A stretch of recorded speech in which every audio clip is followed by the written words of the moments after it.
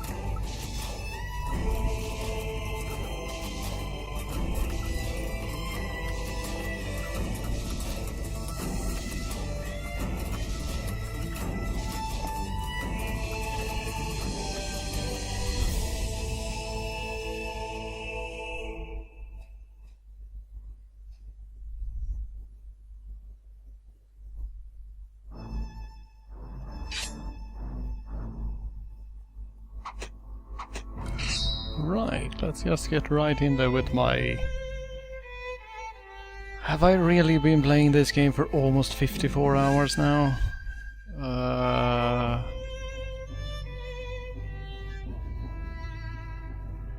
Let's see, the audio seems to be a bit out of whack. Well, I guess I'm going to have to fix that ASAP.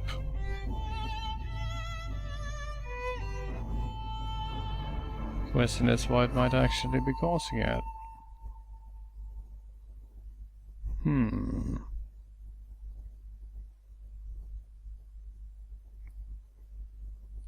Well, I'm just going to flip back over to the PC and I'll take a look at that.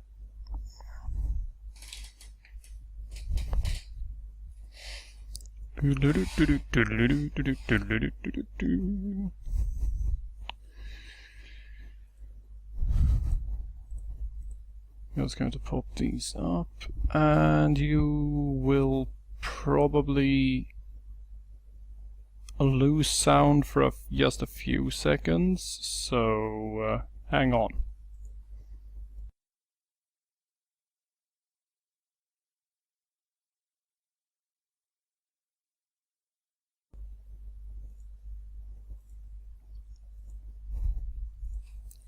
There we go.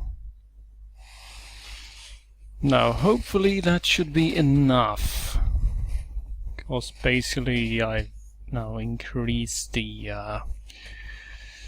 buffers along with the buffer size, which should give us a bit more sound to work with. It will increase the latency by a few milliseconds, but deal with it basically.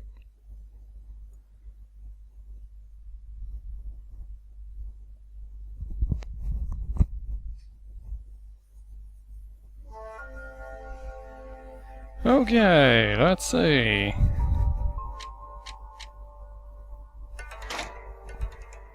Playing in English or Japanese? That's actually a good question. What do you prefer? The English voice actors are all horribly terrible, by the way. I can understand if you would prefer English, because it will probably be sort of hard to read the subtitles.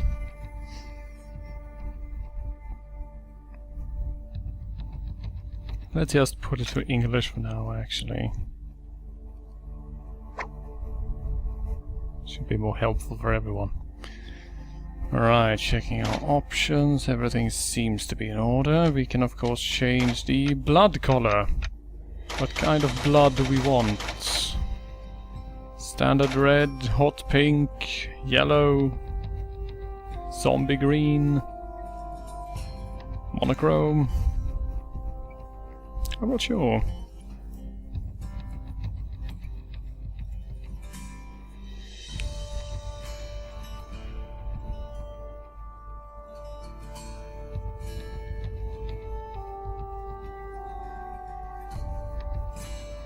How about purple? Yeah, sure. Why not? Right, special settings, everything is in order there, because it's basically just really silly stuff. Especially the attributes are terrible, because blast attribute means that every single blow you land has full knockback, which is incredibly annoying, because you can never hit people more than once and then you have to run after them. Float means that every blow juggles. And that is also incredibly annoying when you get hit, because enemies can and will just juggle you back and forth without letting you land. Invisible I don't really see the point in, because it basically makes the player character invisible, but not stuff you're wearing or your sword. So you are simply a floating sword. While that might be fun in its own way, it's almost impossible to play properly.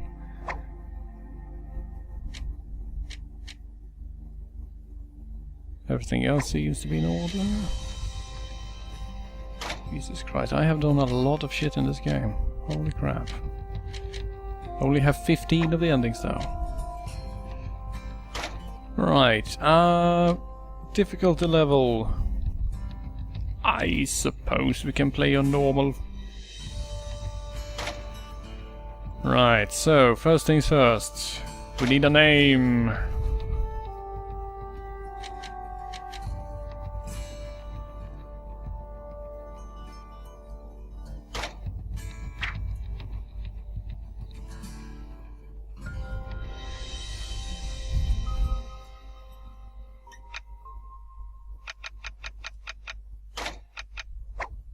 Wakamoto.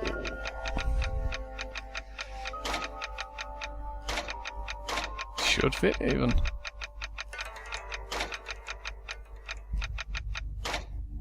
Right. Brilliant. Are you sure? Of course I'm sure. Right, next up, appearance. We have 8 different heads to pick from. They're all incredibly silly. This one is the silliest though.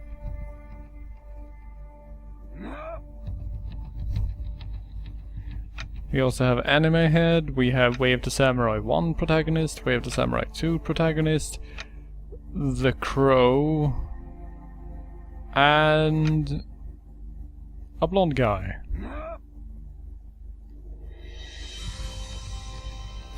Why do we have a blonde guy? I have no idea.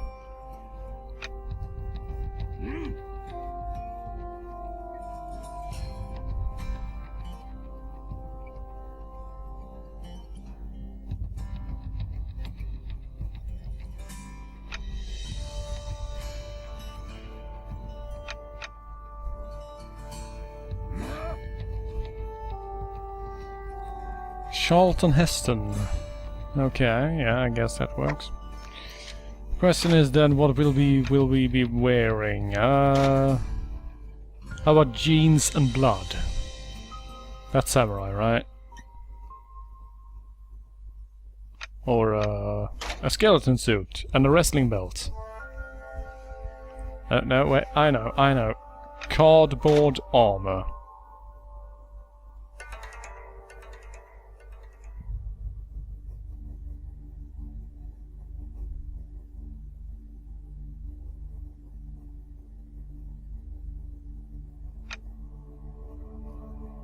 You can also wear this, which is hilarious, because the girl featured on the front of the armor is actually an NPC in the game.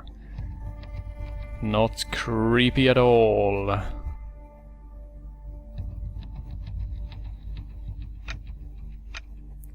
We can also be camouflaged.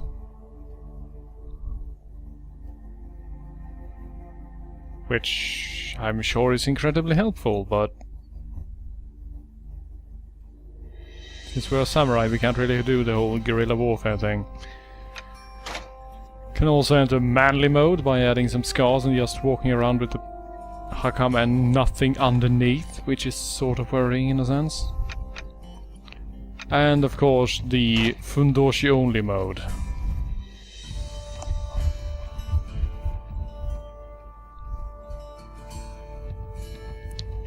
I should mention that similar to Samurai Western, you have ranks that you can achieve, and there is a rank called the Gay Samurai, so take that as you will. Also Cyborg Ninja Armor, because why the hell not Cyborg Ninja Armor?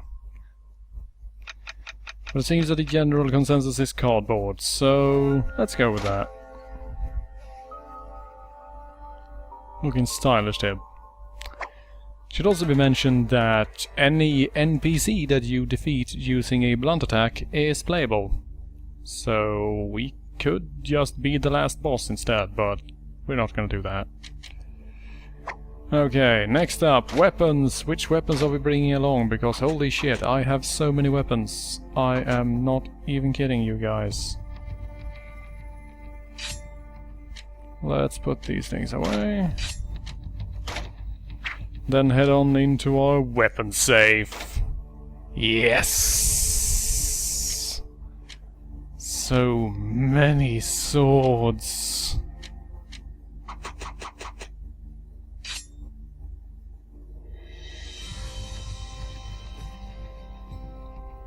The best sword.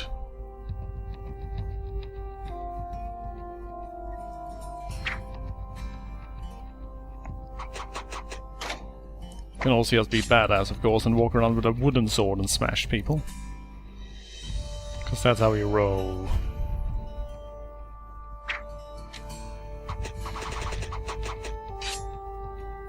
And the beam saber, because why not?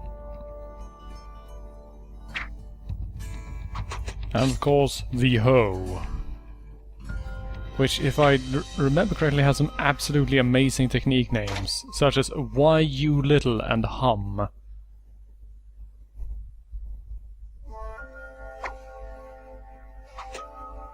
We also have a big-ass axe, which is apparently a Viking axe, but no, it isn't.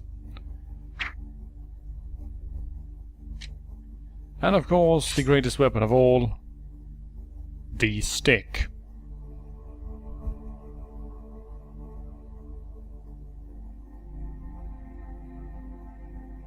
It's pretty terrible. And of course the long green onion. You have a regular green onion that is used as a sword, but you also have a long green onion which is used as a spear.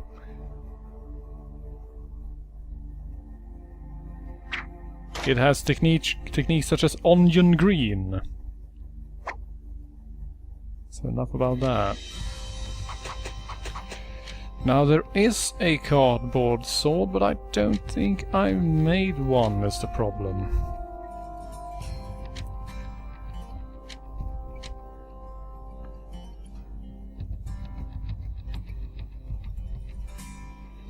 So we sadly do not have a matching cardboard sword.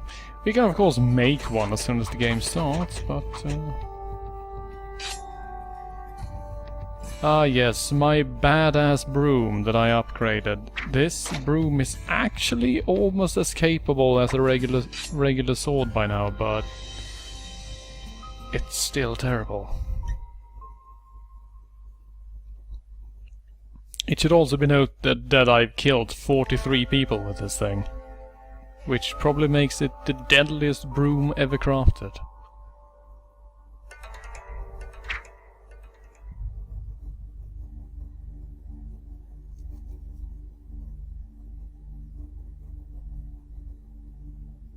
So I'm not entirely sure, really. How about just bring a big ass hammer and hitting people with it?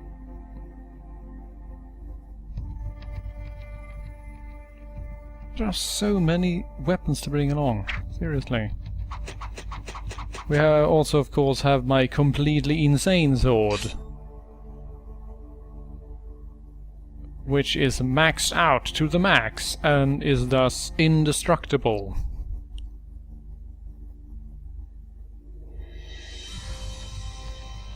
Very handy.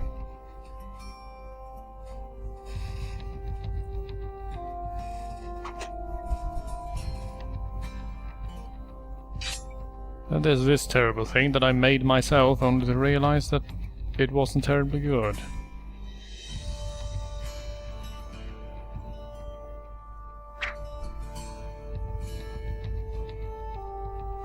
See, maybe I should just bring along the swords that I actually want to upgrade.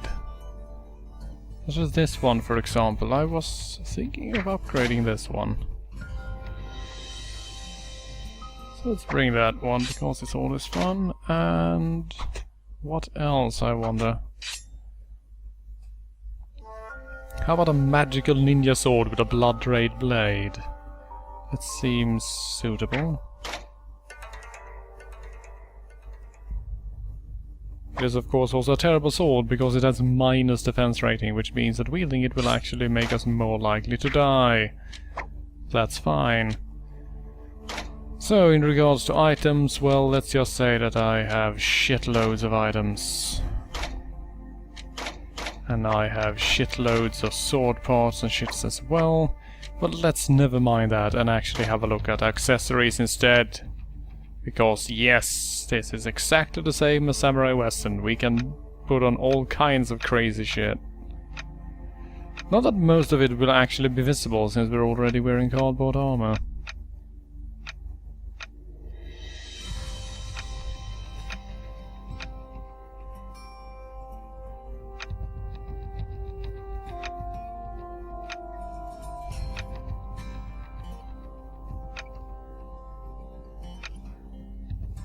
These are actually supposed to float, by the way. It's all me who's placed them there.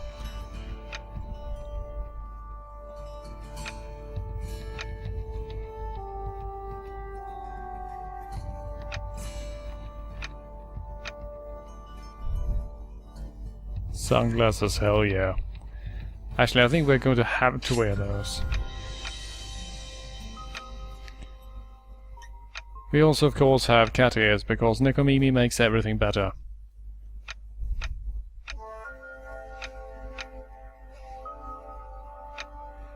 This afro, though, is not actually supposed to be this size. That's all me.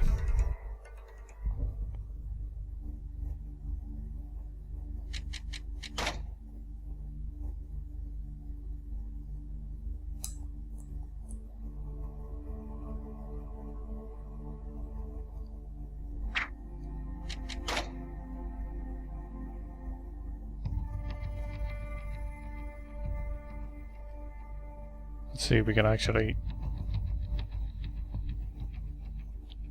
match this up so that it let's just default it.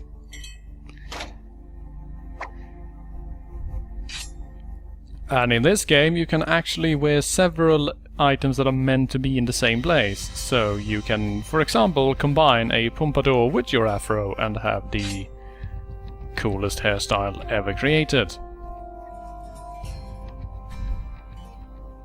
Well, let's not.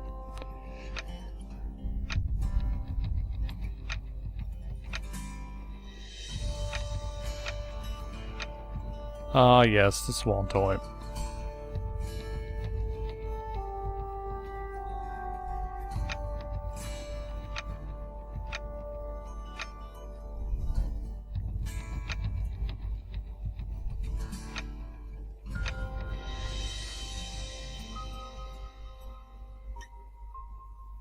How about we just replace our face with a skull? How about that?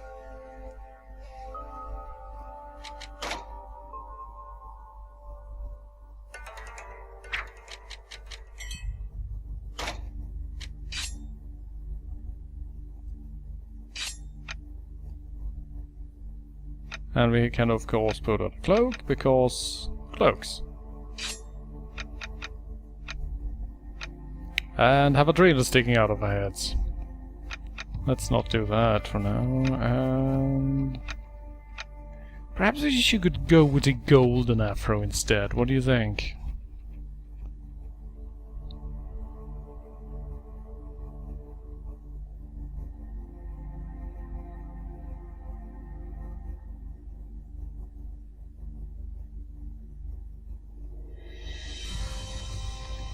I don't know.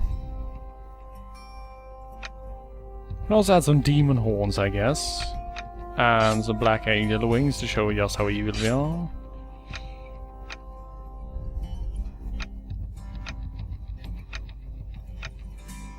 And then just put a cardboard box on top so everything disappears. What is even going on in here?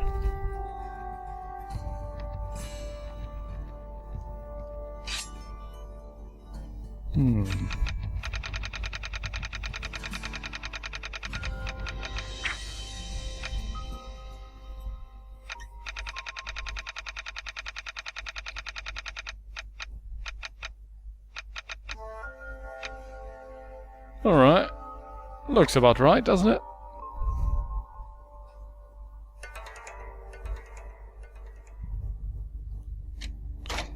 Got some money in the bank. I have shitloads of money, by the way.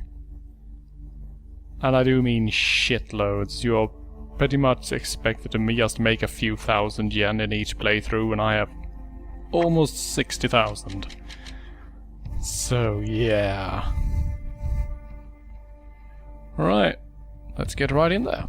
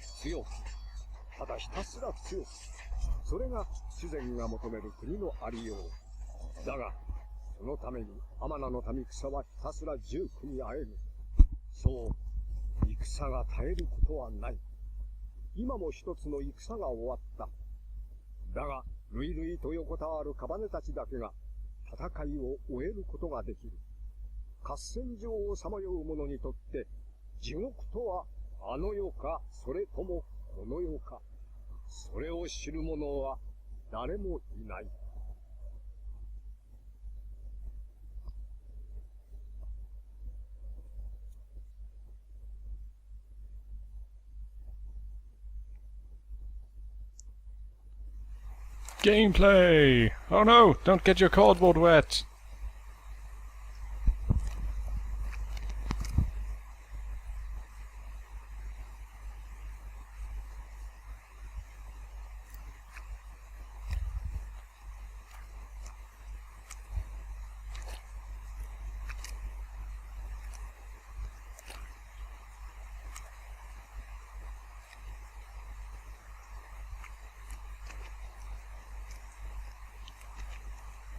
Oh, hey guys.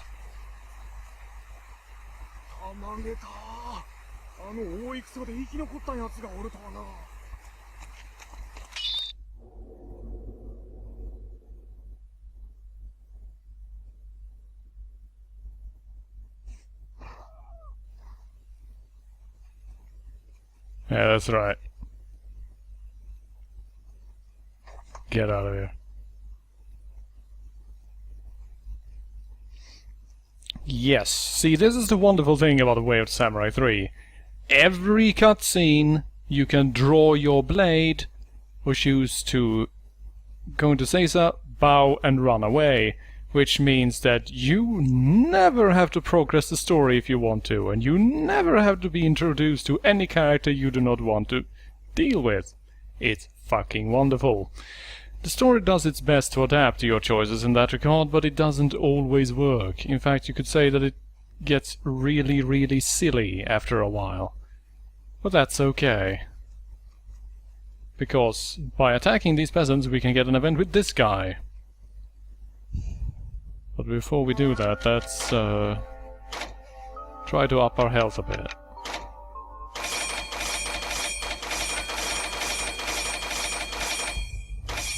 Oh god, that noise. Gonna eat some mushrooms as well, why not?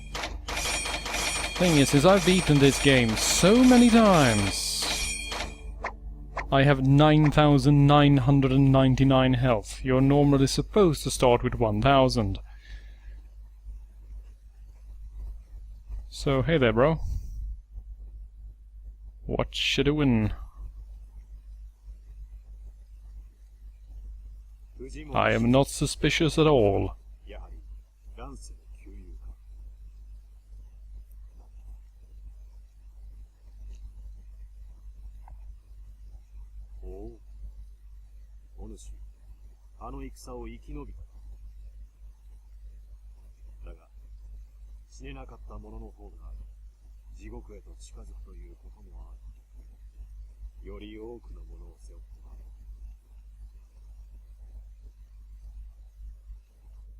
It's not that heavy, actually, it's cardboard. So, who the hell are you?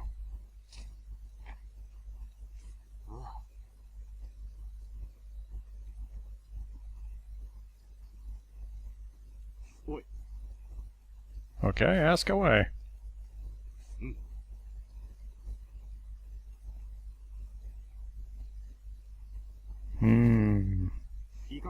That is a good question. What do you think, people? Now that we have survived the battle, what will we live for? Will we live for battle?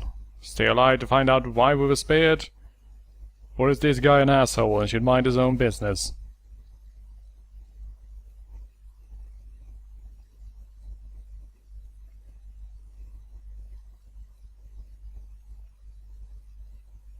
Dick mode engage.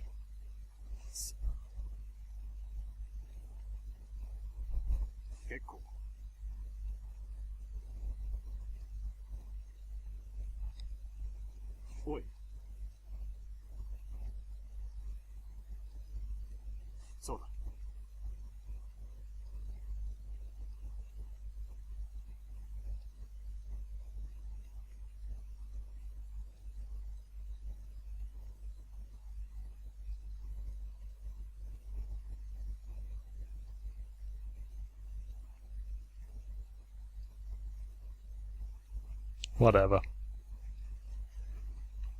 Alright, now we have pretty much complete freedom. We can go wherever we want and we can just smash it. Hell yeah, kicking. Along with jump kicks and basically wrecking shit. Yeah. Violence. Okay, so here's the thing. If we check the map, we'll find here that we have something called an inkling. And inklings basically progress the story by visiting an area that has an inkling or talking to a person who is currently the trigger for an inkling. We will basically make the narrative go forward. So you basically just keep an eye out on the map for those, and then you head over there to chat with people. Either that or you can just completely ignore it and go do whatever the hell you want. Which is what I plan to do right now.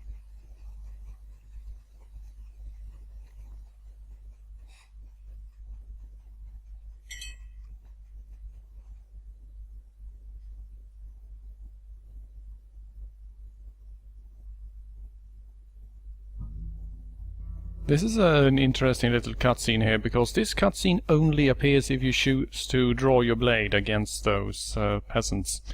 Because otherwise you pass out and the weather changes while you're asleep.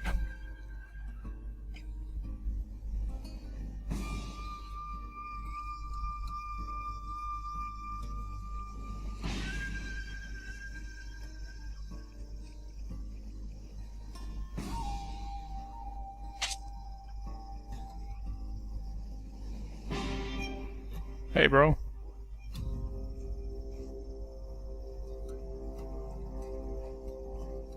They're recruiting, eh?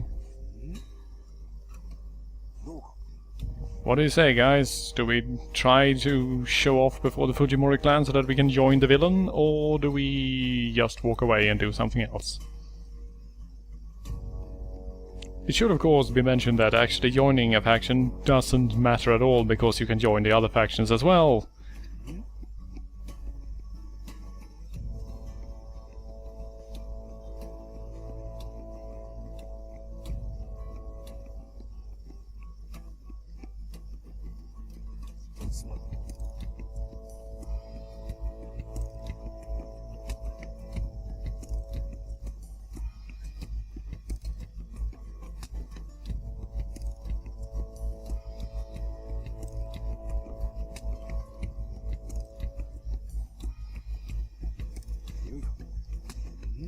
Do it just to beat someone up. Okay, sounds like a plan.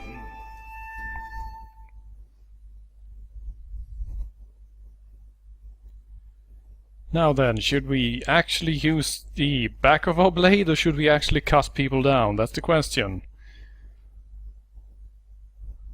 Blunt damage is basically cut by, I think it's 50%, but you don't kill people, which is handy for, well, keeping people alive.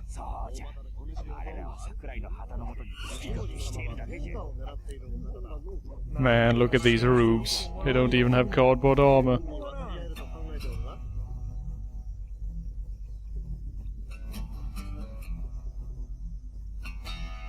Oh, hey, it's that guy.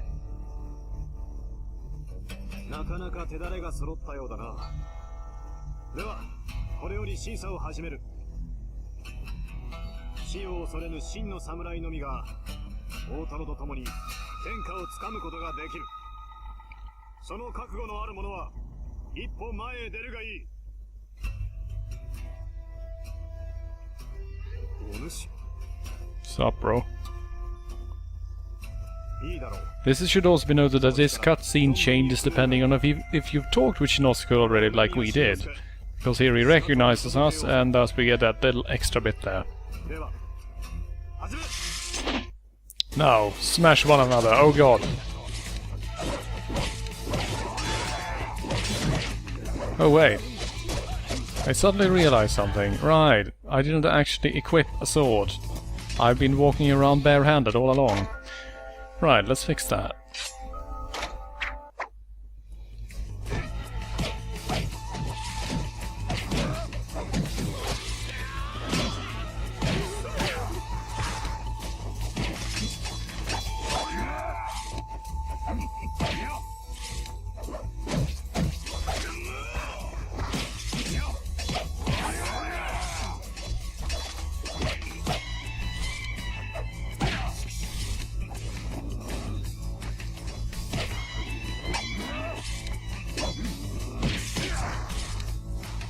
Exactly how the stabs managed to be blunt, don't ask me, seriously.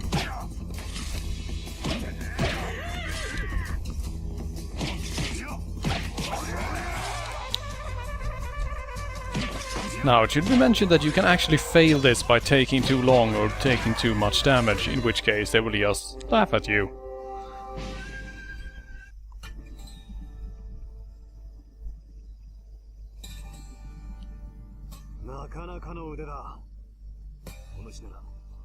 They could, but they won't get me.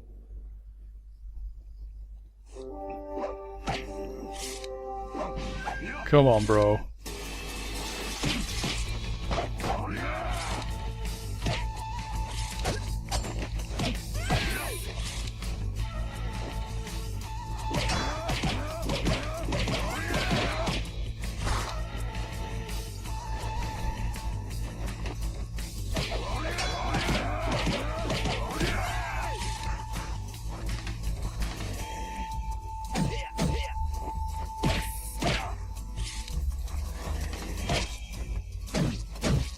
Ow.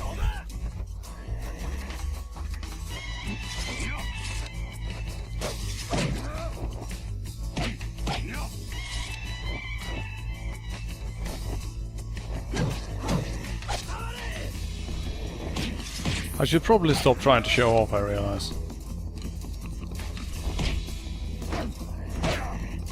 Get over here.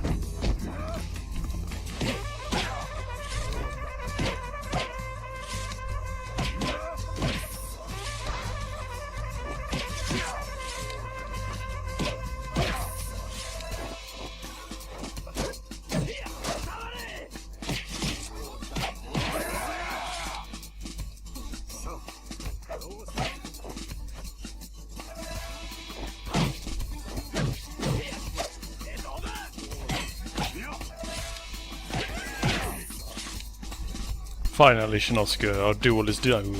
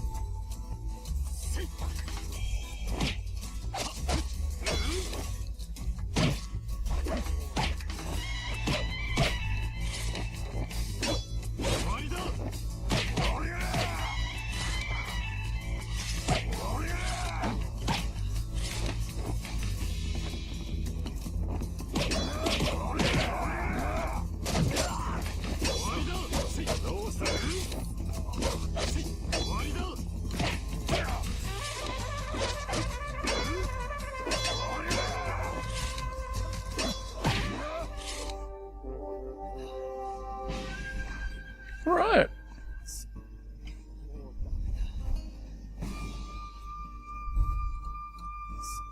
Ooh, what's this? Money! Hooray!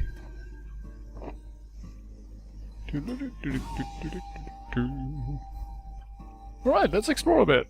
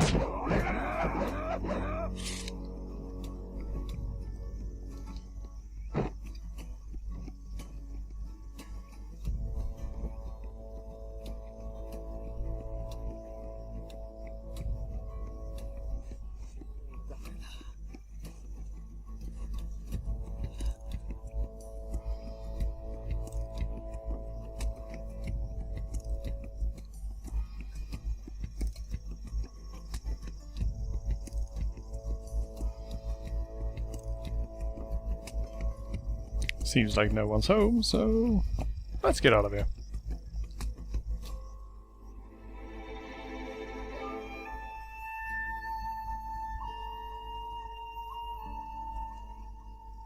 Well, I think we've certainly made an impression, right?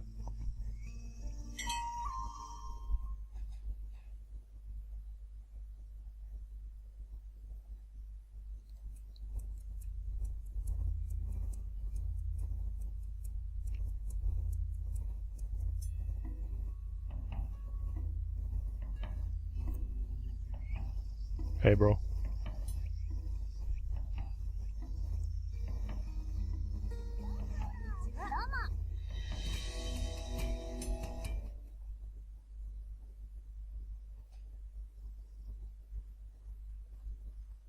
I'm sorry, my lady, but I have no time.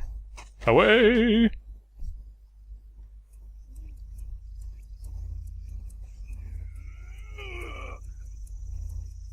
Right, let's save our game.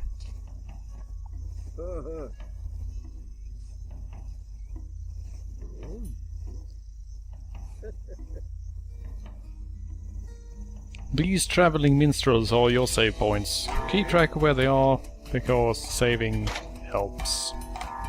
Especially since dying actually takes away all your items, all your currently carried money and your currently carried swords. So don't die.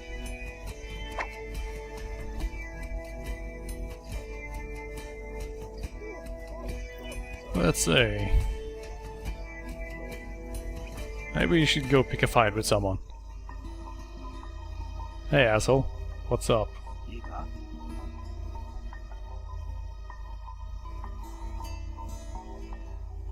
I see. Right.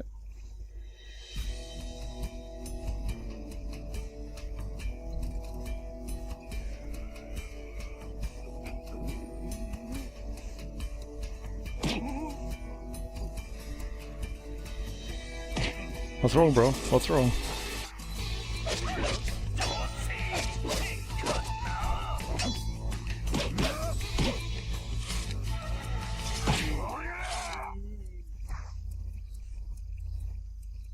Oh.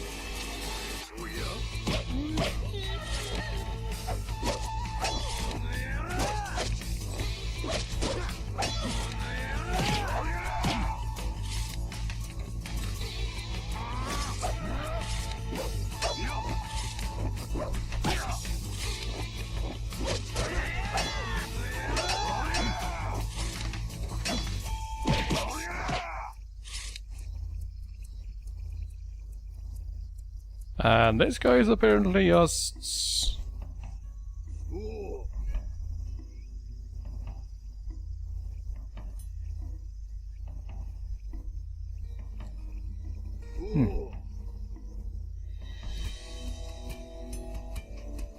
Well, there you go. He seems like a nice guy. Let's not hurt him.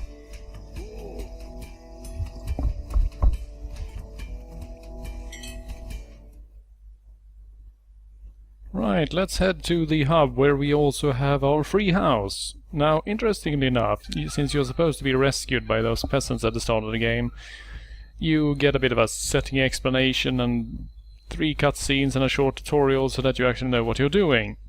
And then you're given a house to live in, but you can just completely ignore that and just go to the house and sleep whenever you please. So you are basically stealing a house. And no one cares or notices because... game mechanics. This is our place. Here we can pick out different weapons, we can deposit all kinds of items and money, we can grab new clothes and accessories, and we can take a nap. And napping is exactly what we're going to do.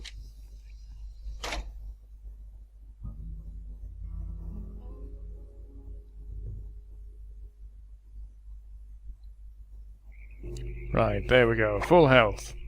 Time to go kick some ass.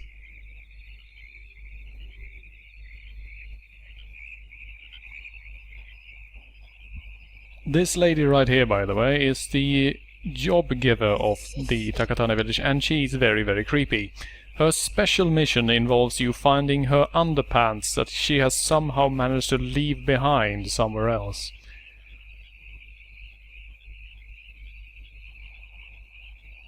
Tis never explained.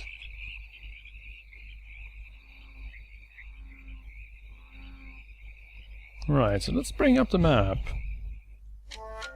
We can check if there are any inklings handy. We can see that there are inklings at Kuchigahara, Castle Minori, and at the road. And I'm just going to let you pick. I mean, I know what inklings these are and what ending paths they help open up, but I think it would be more interesting if the stream chat actually decides where I'm going and what the hell I end up doing to save or destroy everything, I guess.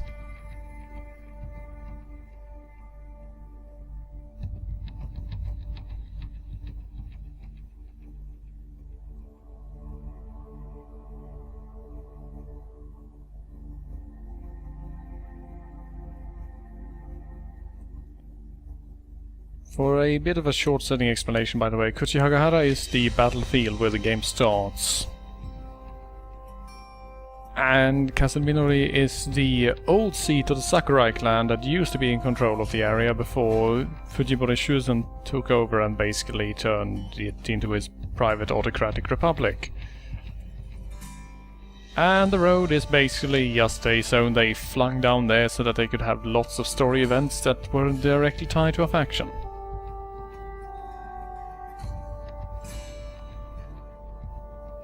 It is always good to walk along the road in the middle of the night, says Shiny Thing. Alright, let's go with that then. To the road we go.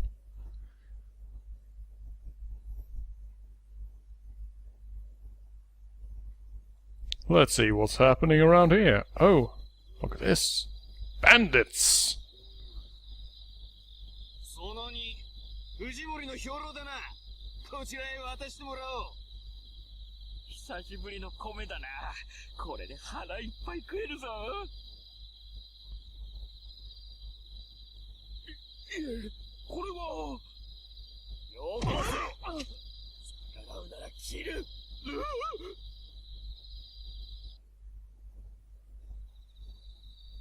Oh, hey, what do we have here? A sacrificial offering, but I'm hungry. Actually, if someone witnesses you taking these, it's a huge hit to your score, since you are stealing sacrifices.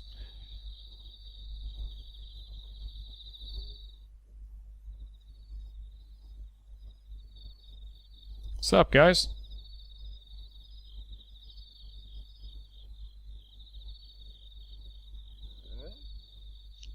I can understand why you would ask that.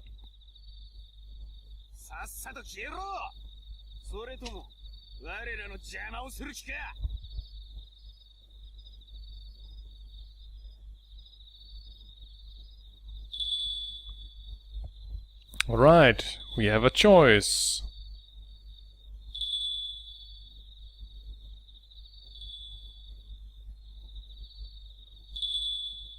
It should also be mentioned that, notice here the level of sound when you select something here. It's letting you know by this little sound clip here that something is going to happen no matter which one you pick.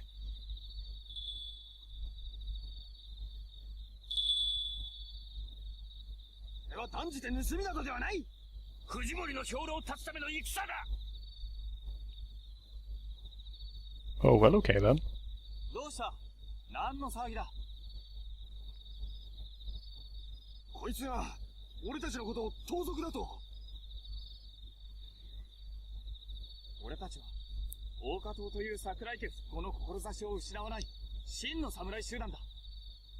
Oh, I see. Uh-huh. 町の米問屋が商った米でごぜやす。兵糧などと、そんなご大層なもんではごぜやせんが。何？俺は藤森の兵糧と聞いて。行け。お前らは先に帰ってろ。はっ。Swagger。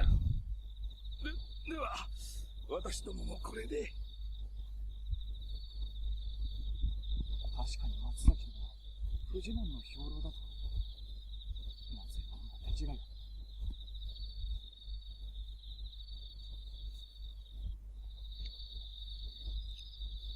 Meet Juma, the idealistic idiot. He features in pretty much all of the worst endings because he's a terrible character and no fun to be around.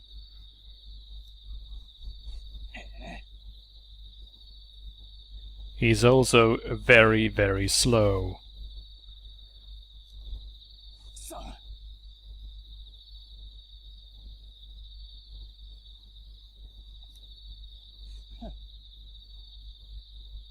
You're a regular Robin Hood, aren't you? Alright, let's see. we're just going to pause here quickly. We can say, do we tell him that he's an idiot, or do we agree with him, or do we just try to defuse the situation as best as we can? This will actually earn us some relation points with Yuma and the Walker clan, depending on which one we pick. So it can basically come down to, do we want to get friendlier with the bandits or not?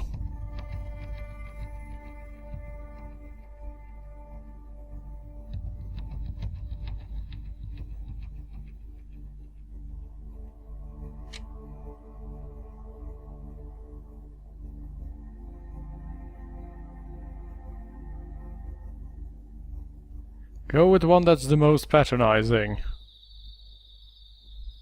Let's see. That's just an excuse, is probably the most patronizing.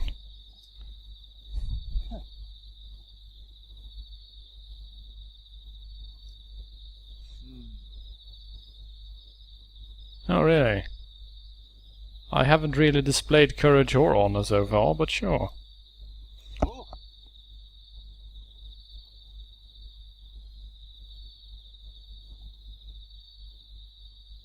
Let's.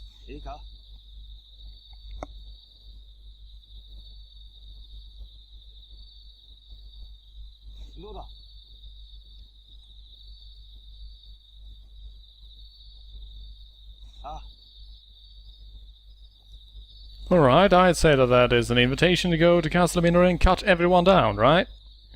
He did say we were going to practice our skills.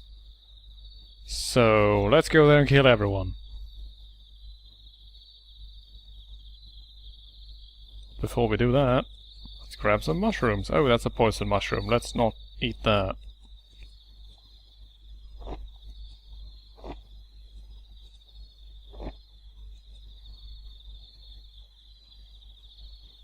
And while we're here, I realize, let's hop over and see if the secret merchant is here.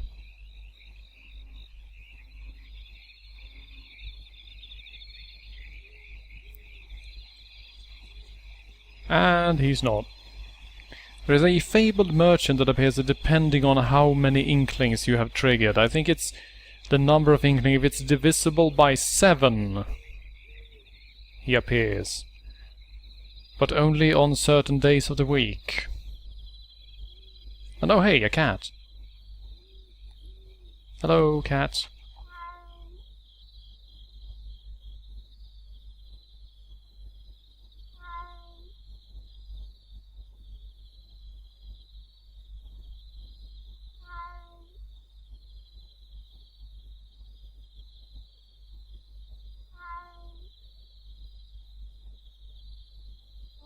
There we go. Now, why did I do that? Well, let's just say that there is a very particular event involved with being friendly with all the cats.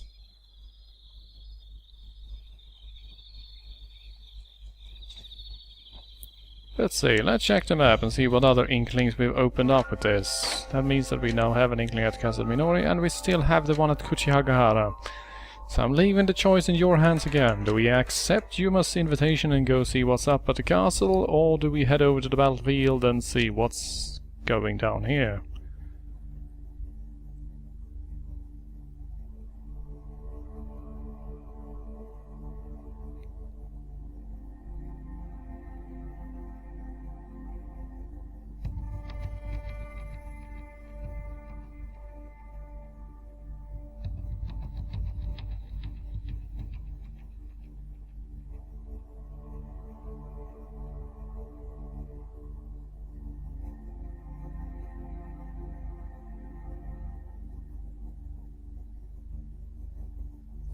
Battles for before bros, that is a good point, so let's head over to Kuchihagahara then.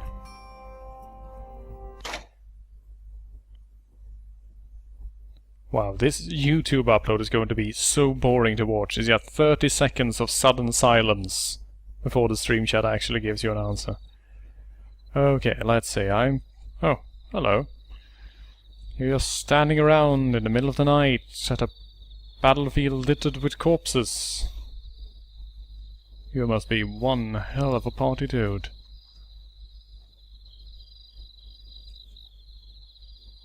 Now this inkling is very important because it's part of loads of different story paths.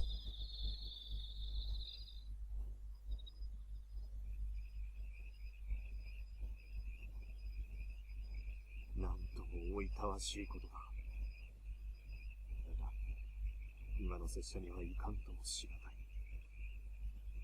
今しばらくの方針を、この真のせい、命に変えても必ずやる。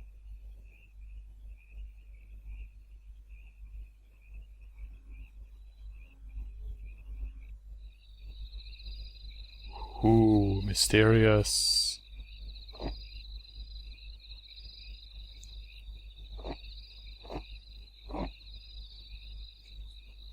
Alright, what the hell did all that mean? Well, we have no idea at the moment. It will become clear in time, however. This also opened up lots of inklings. So good lord, where the hell are we supposed to go now?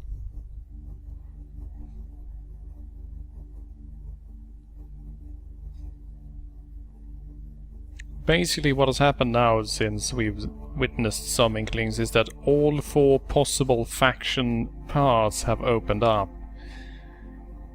So from this point on it's basically which faction do we want to unlock events with, which factions do we want to have a good relations with, and do we actually give a shit? The answer to the last question is naturally no, because you can replay the game endlessly and nothing actually matters in the long run, but still.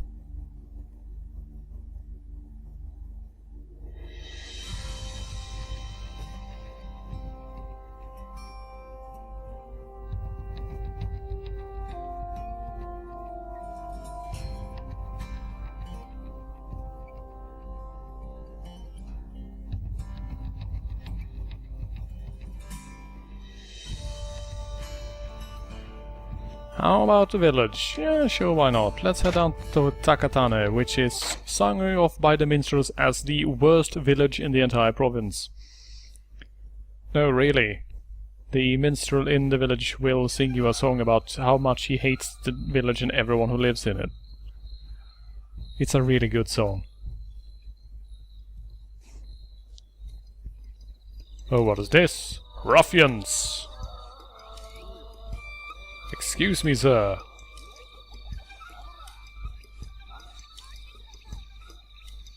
Now then, do we stop the attack or do we actually assist them?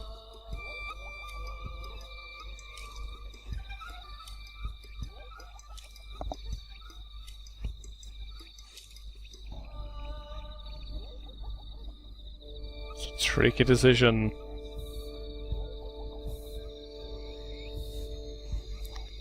Kill the bandits and take their stuff. Jolly good. Oh no, he has drawn his blade.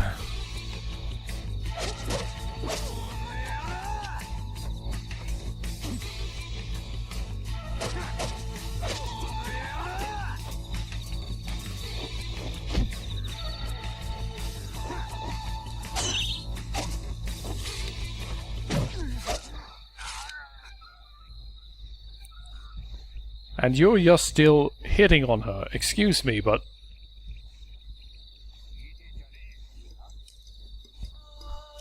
Seriously, dude, let her go. Ah.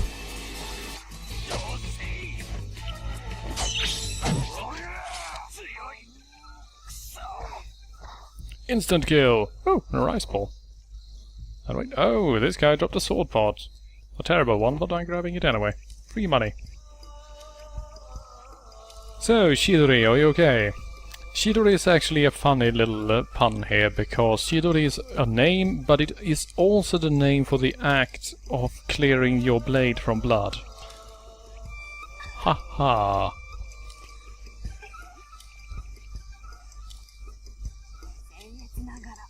Fourth wall destroyed! I know you, so that we really don't have anything to talk about. She's a tutorial lady, basically.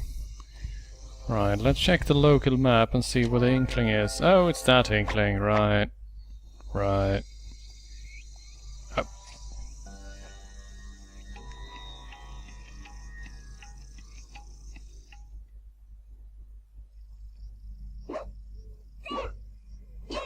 Nice form there, bro. Damn nice.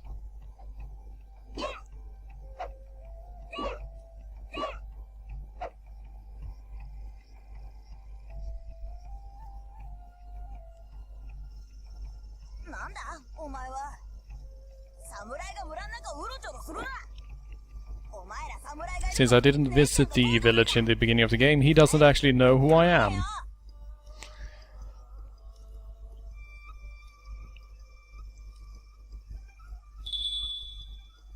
Alright, so do we smack the kid around a bit, or do we go for the diplomatic route of actually being a mature adult and not hitting minors?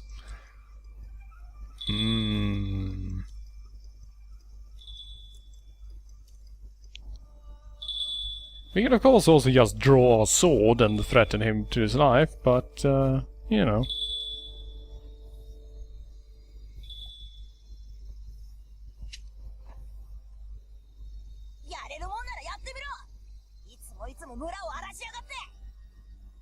It's a duel!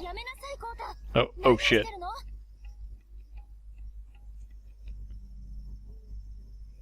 Now, look at this. This is one of only 3 possible love interests, narrative-wise. Seriously. What the hell, Japan? Why?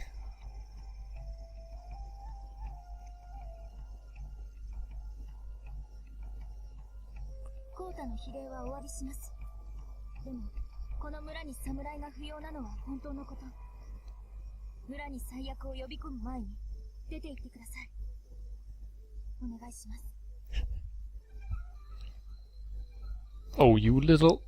Just you wait until the girl isn't around. I'll hit you so bad. I'm gonna steal your radishes. That'll teach you.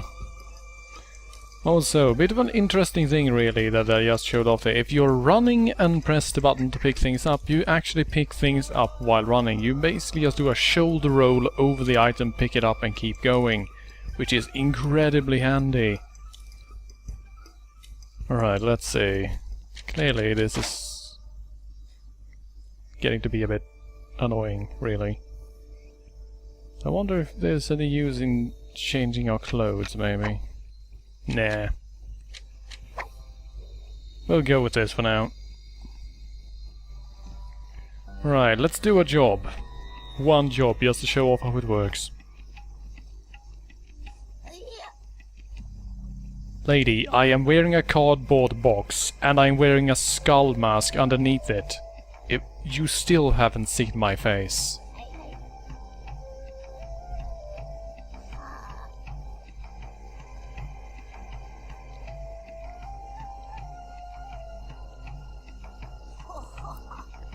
She doesn't deserve being called an elder, does she, Stream Chat? You are indeed an elder. Yeah, you mad? Well, that's fine, because I don't like you. You're terrible and your jobs are all shit.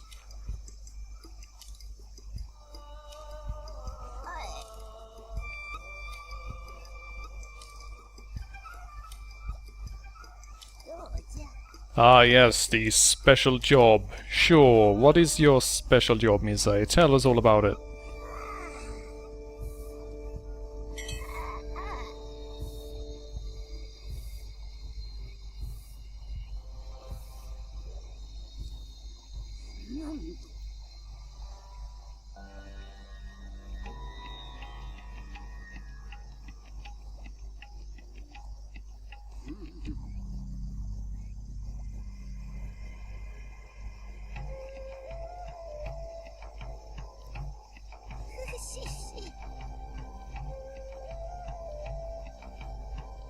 This is the perfect job for me.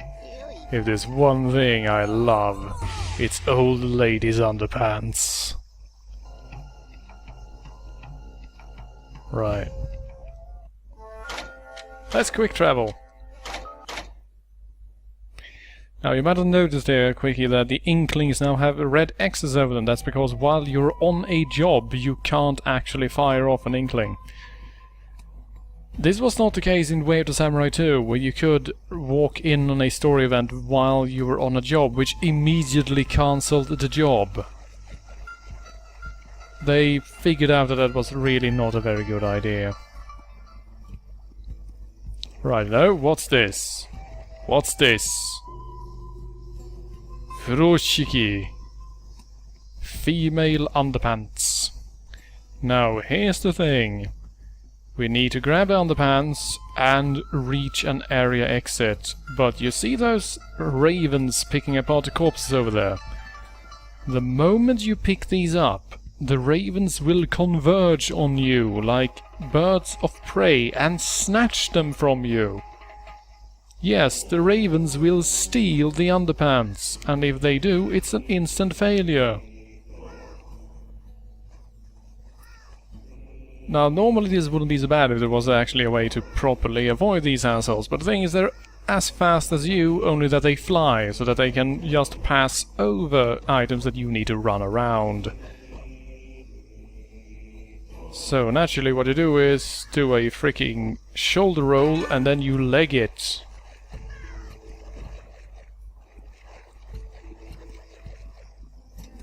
Get away from me, you...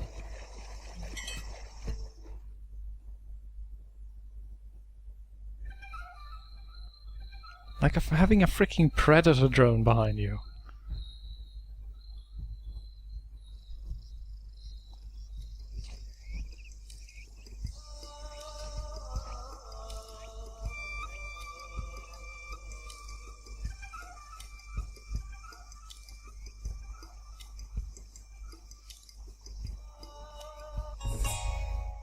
Hooray! Underpants. Right, let's go do something completely different. Once again, we have 4 different Inklings to chase after, and I'm giving you the choice to which one to head for this time as well.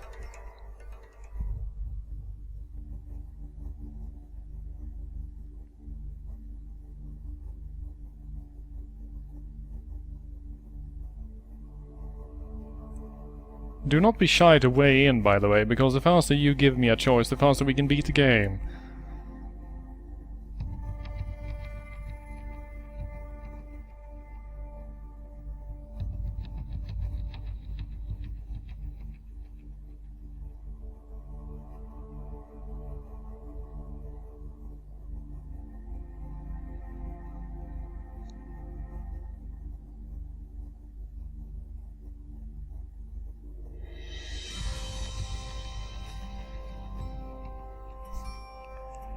Yes, Castle Ass. That is entirely correct. Should we go visit Castle Ass? Let's go for it.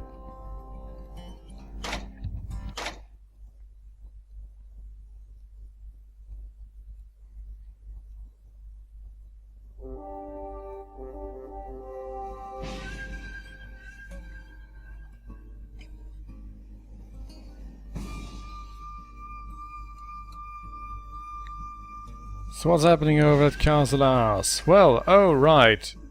We have to do the recruitment again. Because, you know, last time we smacked the shit out of a guy actually responsible for it. Now, interestingly enough, if you kill Shinosuke after the this little test, and then come back for the test again, a different person is actually holding it. And you can just basically visit this place over and over and over again and continuously smack the shit out of the person responsible for the test, and they will still just keep holding them.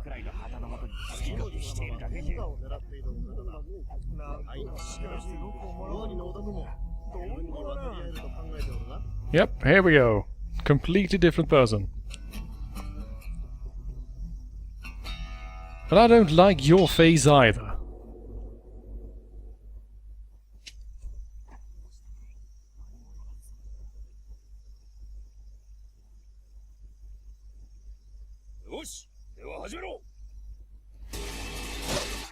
First of all, we are going to have to kill everyone. Actually, since these guys are innocent, let's use the blunt side of the blade.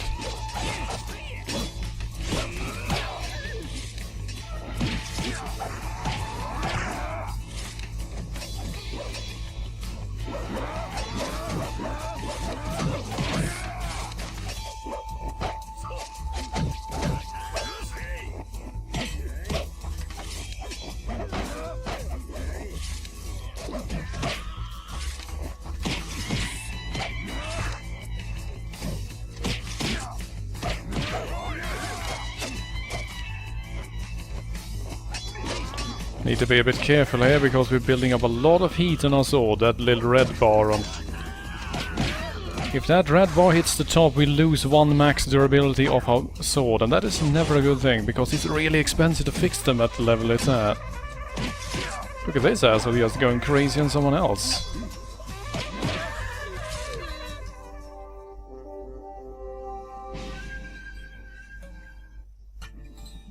Alright. Another decent showing.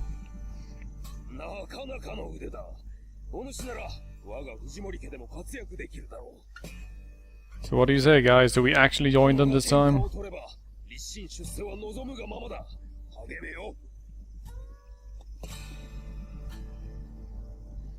Well, looks like we've officially passed the test. Hooray!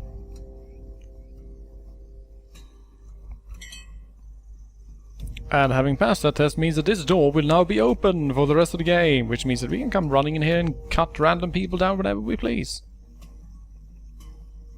Hilarious. Okay, we have 2 inklings to make fun of, I was about to say, but to make use of. So we can head over to the road of Castle Minori and see what's happening over there.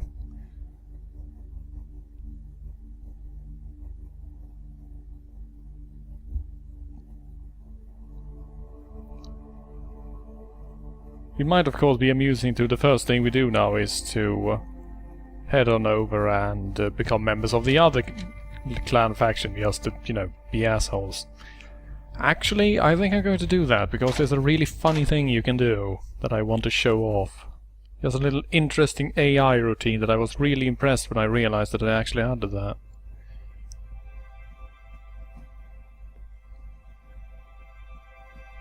What's up, guys? So yeah,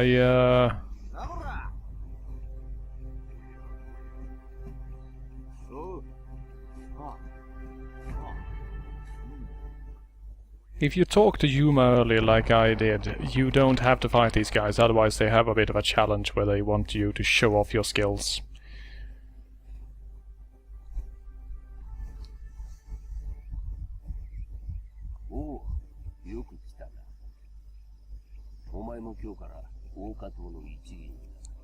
I think this guy's half troll or something. I'm not sure.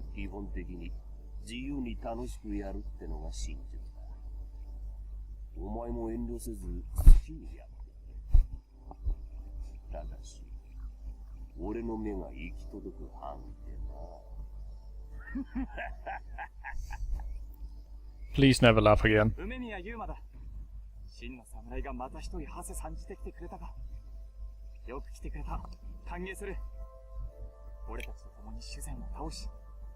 Dude, just wait for March.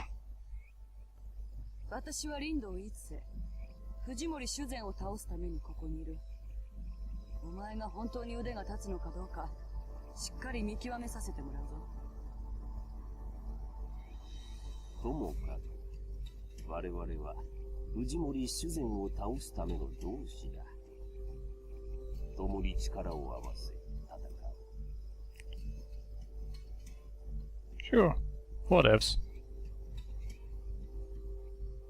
Now then, let's see if I can do this right. So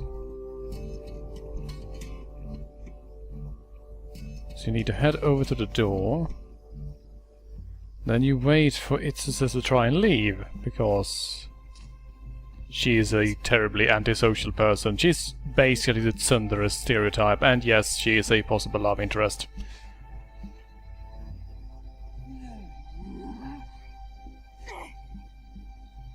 Jeez, fine. Let's see, he's going for the right door.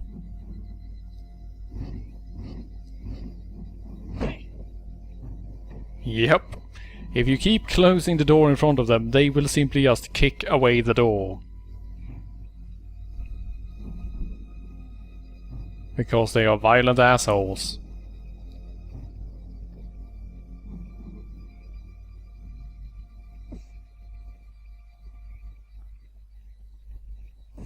Also, if you manage to bump into 100 men throughout your playthrough, your final rank will be Gay Samurai. Because Japan thinks gays are hilarious.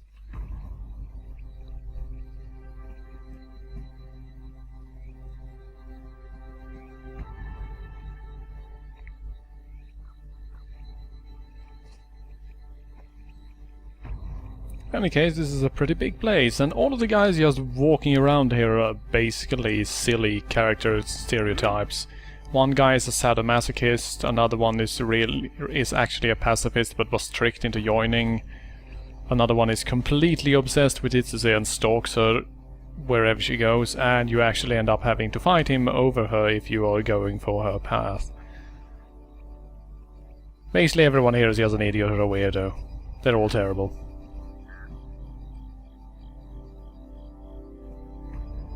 Now then, the thing is, if you want, you can become the leader of the Orca clan right away. It's really simple actually.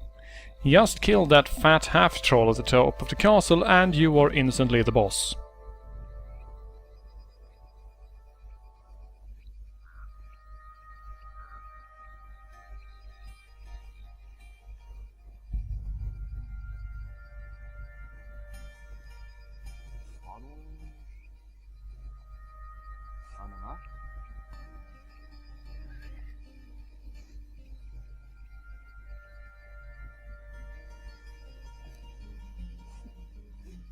Ha ha! Hey there, doggy.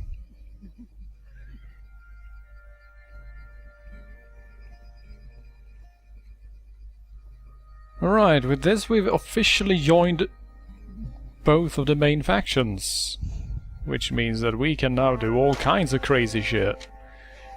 The question is, which Inkling will we pursue next?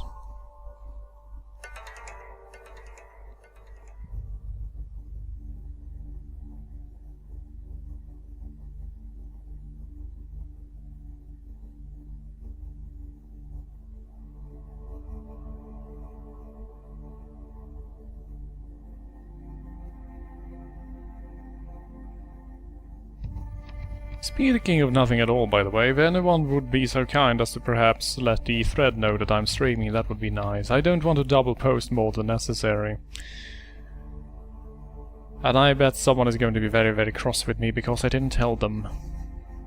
Because they're like that. So, Kuchihagahara or Castle Amana? We have a rather simple choice to make, basically.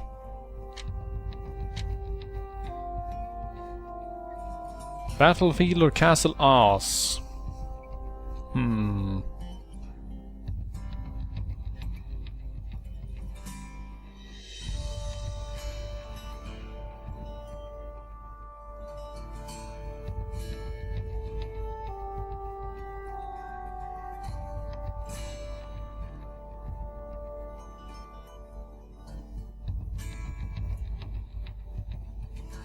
Castle Ars it is. Let's see, if this is the Inkling I think it is, it's not a very fun one.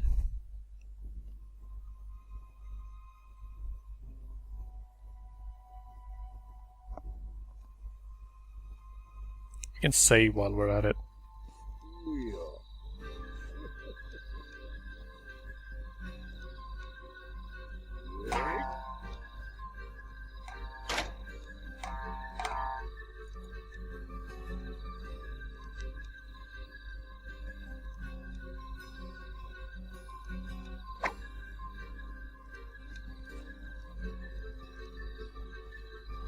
And we can check the local map to make sure that we... yeah, there we go. Now, it should be mentioned that the inkling that is in the center of the castle building there, you can't actually access that inkling before you reach a certain point in the Fujimori storyline.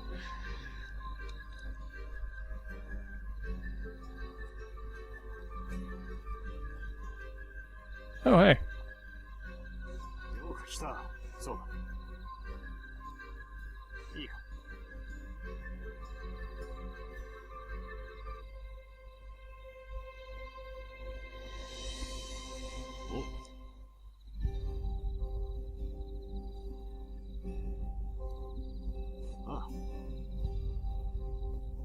Oh, we'll be paid. Nice.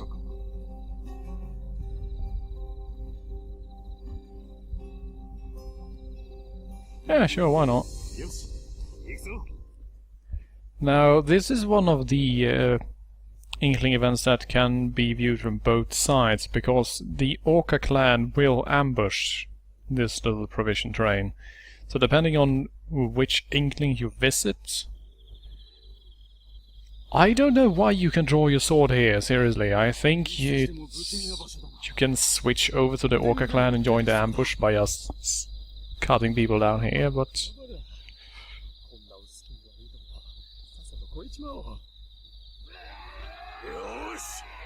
oh shit, it's a ninja! I can tell, because he's not wearing any underpants.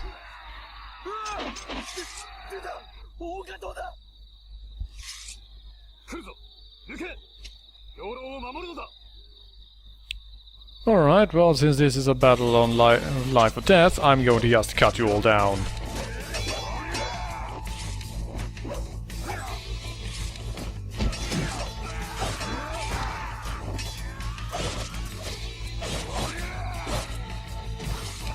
Also, check that frame rate, holy shit.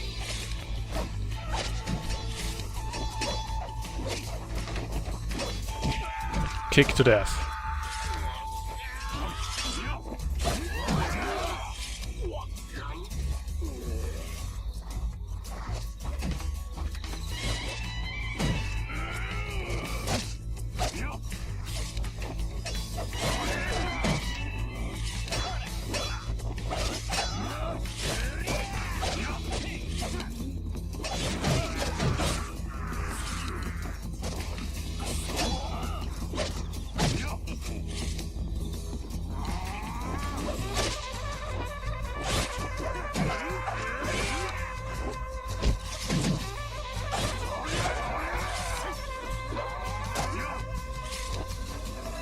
Now it should be mentioned that this Hanai guy is actually a replacement for Genjiro, because he is the one that leads this little assault if you're part of the Orca clan. It's basically so that you don't accidentally end up in an event where you have to kill someone that you are officially loyal to.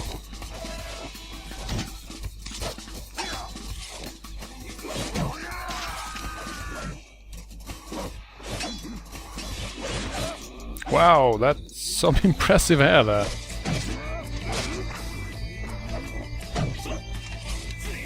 Man, there are a lot of these assholes. And all the escorts apart from me and Shinosuke are dead. Nice work, guys. That's downright pathetic.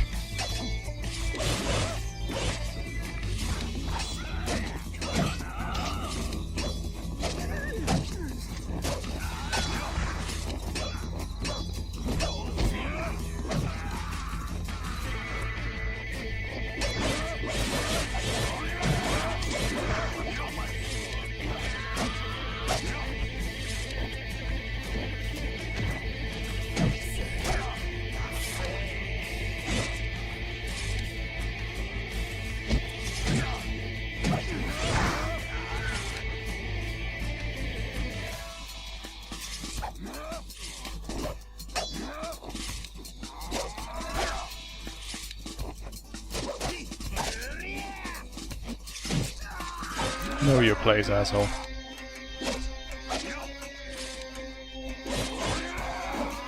It should of course also be mentioned that when you are the ones actually ambushing this little provision train, there are like 5 guys on your side rather than the 40 odd that they are being assisted by here.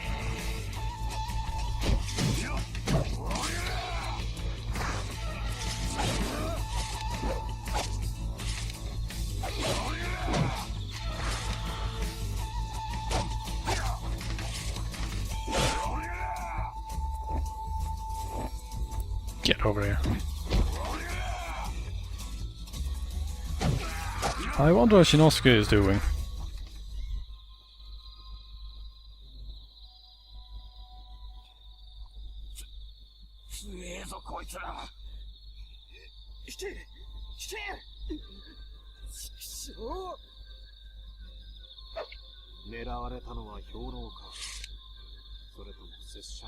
And we can draw... Seriously, I really want to draw my sword now. Seriously.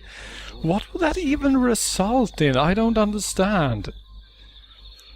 Oh. I'm sorry, Shinosuke, but the thing is that I have decided to betray everyone. Where did all those assholes come from? Oh hey, we matched an attack. That's always good. Matching means that from this point on, if we're not doing anything else at the moment, our guy will automatically block the blow that is using that technique. These can actually become hilariously powerful after a while if you manage to... Hey, stop hitting me. Manage to match techniques that are commonly used by the mooks, because you can end up with a sword that you can just stand around in the middle of like 10 enemies and automatically parry everything, which looks hilarious. Who will die? Well, it might be you, I guess. Oh dear, right, that one is a serious attack. I forgot.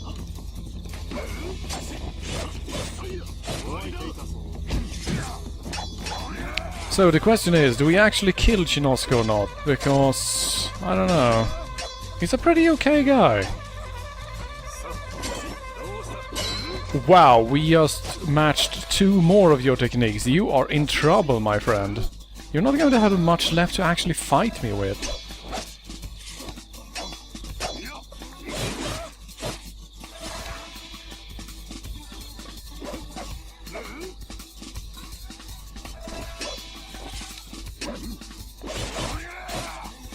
Get out of my face.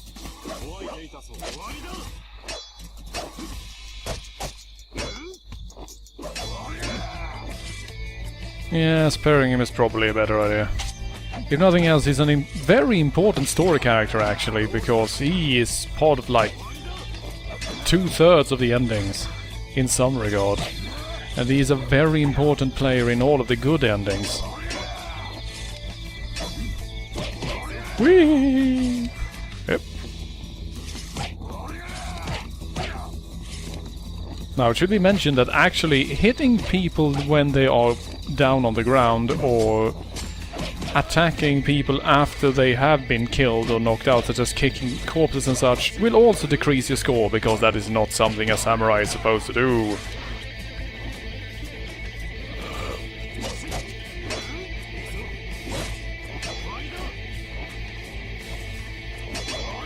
Let's see, I wonder if we can trick him into attacking us when we're in the special mode, because this sword has some sort of silly little counter-attack, I believe. Let's actually open up the skill list, because I can't remember how the heck that actually works. Alright, no, this is one of those that just has a move that doesn't do anything. I love those.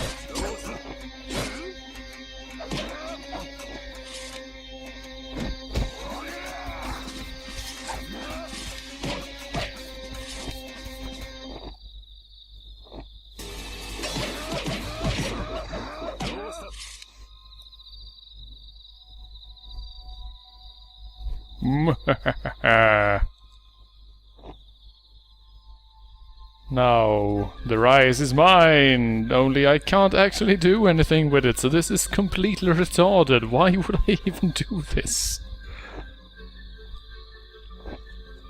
Jesus. Right, so... Number 1!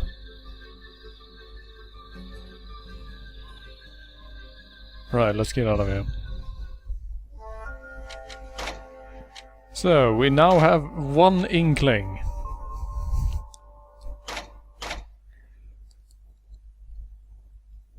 So let's go visit the people we just betrayed and see what they have to say about it. I think they're probably going to be a bit cross with us, but it'll work out. Oh dear. Now they're pissed off. Right, so that would mean that yes, that is... Oh dear. Oh dear. Well then. Kina, do you have a moment? Oh yeah. You double-crossed in order to join us. Yes, that is exactly what I did. I'm terribly sorry about that. Let me just take care of this asshole here first. There we go. Now then, I would like to have a chat with you, if possible.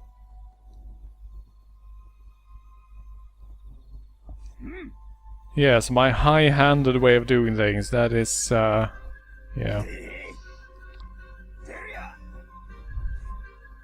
I lack virtue.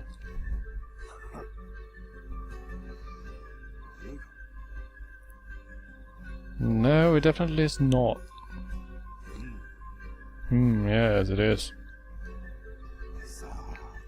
Oh, yes, I totally agree. No, I don't understand a single word you're saying. Right, we'll have to devote some efforts. So, there are 100 idiots from the Orca clan doing what they do in Kuchihagahara, and now we are going to kill them all.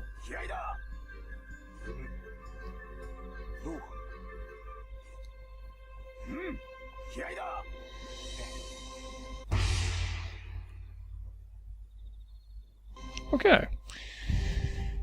But before we do that, I am going to head over to Takatana village and fetch a different sword, because I'm not going to do the 100-man slaughter battle with a sword that might actually break. Because swords breaking breaks my heart, both in real life and in-game. So let's just hop on in over here. We can actually change our looks a bit too, because we look a little bit silly at the moment. So...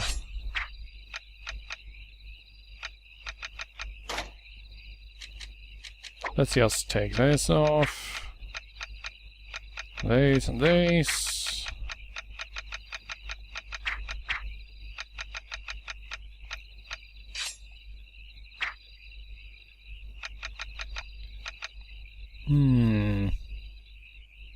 A drill.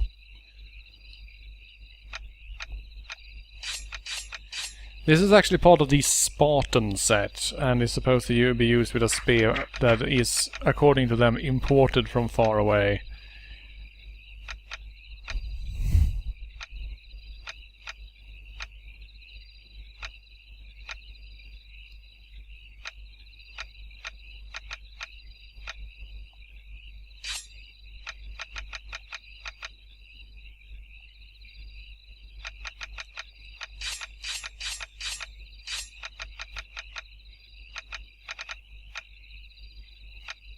Let's see, do we actually have the proper cat ears? I do believe I have them unlocked. There we go.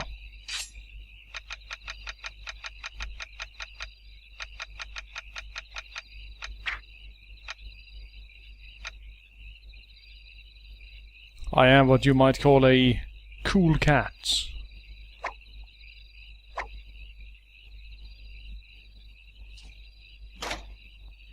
Alright, let's see, let's store you, and for some reason I'm carrying a short green onion. Why, I have no idea.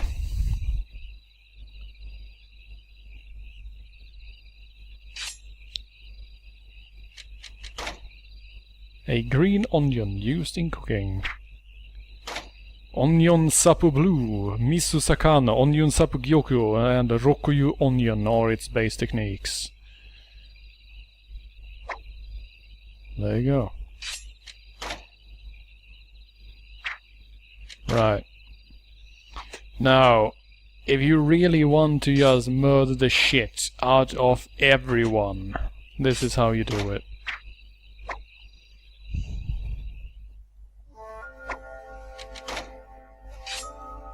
First, you equip a sword that you have leveled to level 50, because they are indestructible.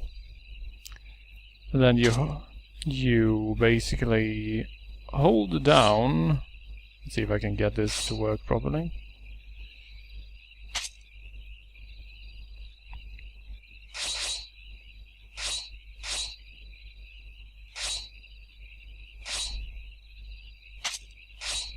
God damn it.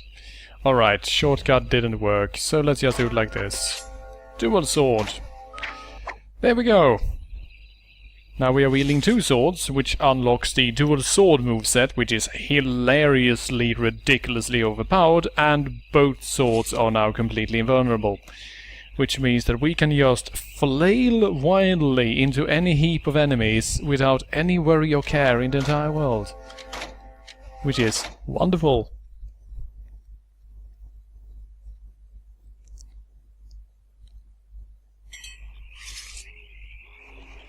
Come if you wish to die!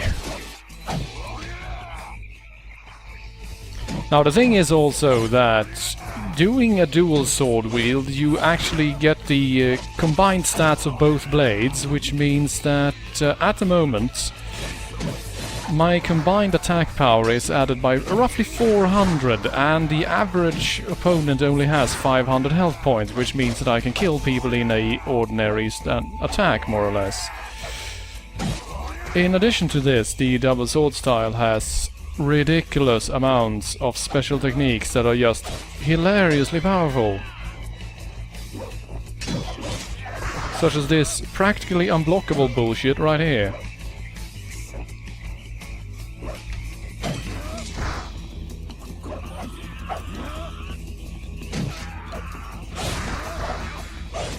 It also has the longest base attack of any sword combination whatsoever.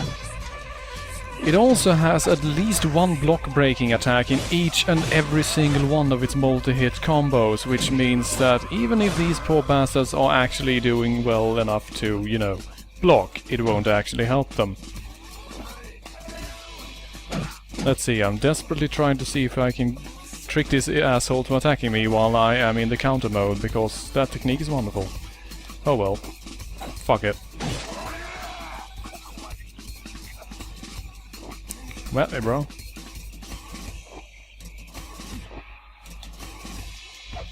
Fine.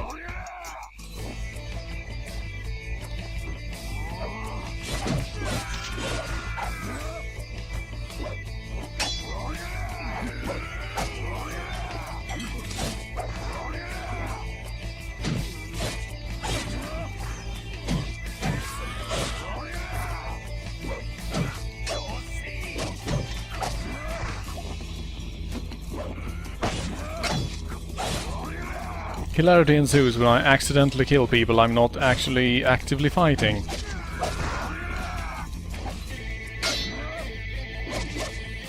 That horribly loud noise there, by the way, was when his sword broke. You can reduce the durability of opponent's swords until the point that they break completely and they're just left holding a stump of a blade.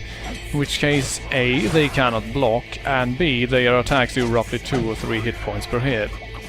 Which is hilarious.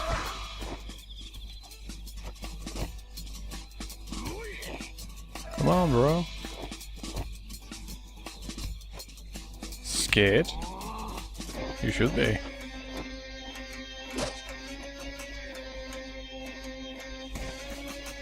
This guy just isn't doing anything, is he?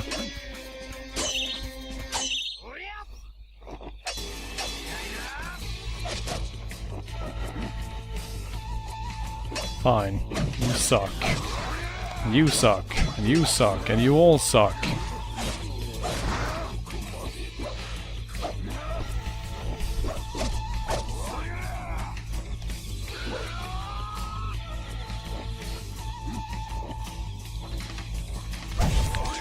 Wow, that ragdoll.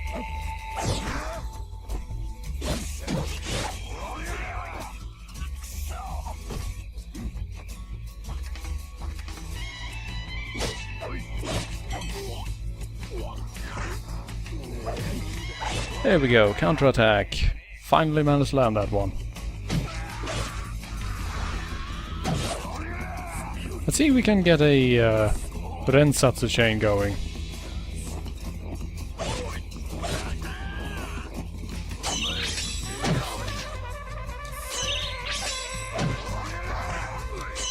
Whoops.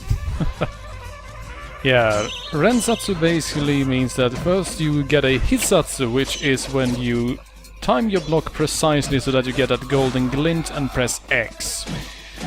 Enemies will then just continuously run at you, and you get a QTE to press a single button to kill them. This actually gets sort of tricky after a while. And yes, in the top left, those are the randomly generated names and health bars for the opponent, so that you can keep track of how many enemies are nearby and how well they're doing at the moment. Since I'm basically wielding the most badass sword in existence, they are not doing terribly well. There's actually a very involved method into smithing and upgrading swords in this, but it takes a lot of time, so I'm probably just going to explain it rather than show it off. It involves resetting the game approximately 60 or 70 times.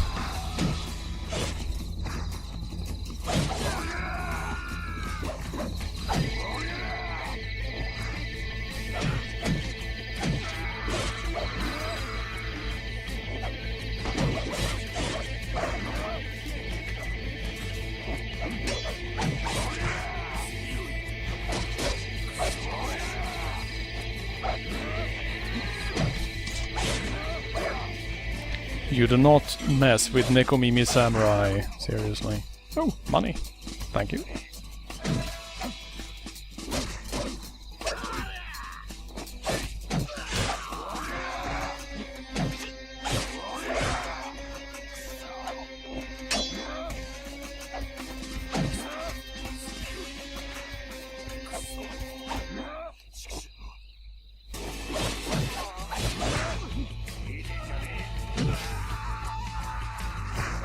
How dare you claim I'm not human just because I'm... Oh, right.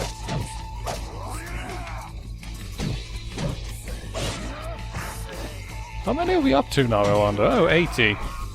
There you go.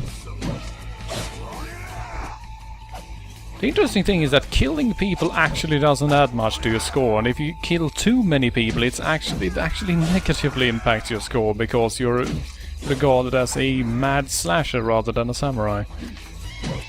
Not that we give a shit, am I right? Oof.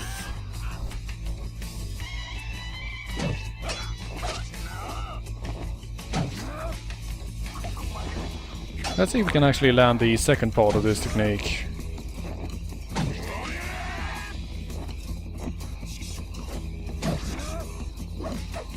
Apparently not, because I'm terrible.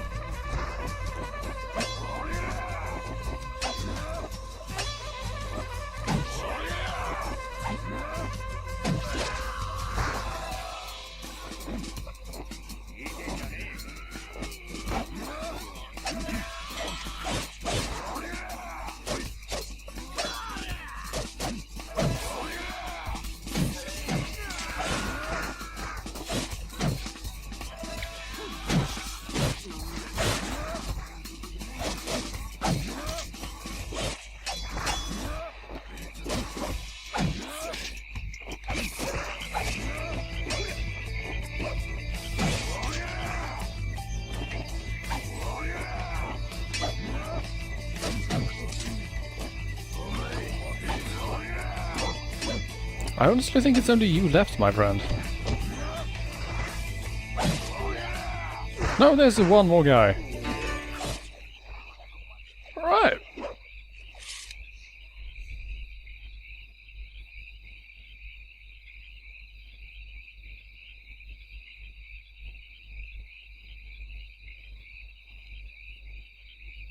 Too cool for school. And then we just head back to Castle Ass, and we let the guy know that, hey, guess what? We actually did it. Yes, we cut down 100 men in a couple of minutes wearing cardboard armor. Deal with it, basically.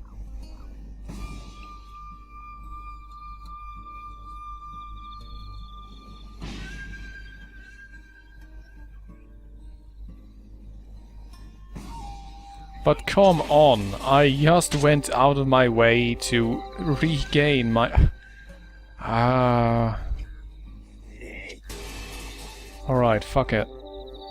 Come at me, bro. I'm of course using non-lethal force here because, god damn it. Freaking... You two? What is wrong with you?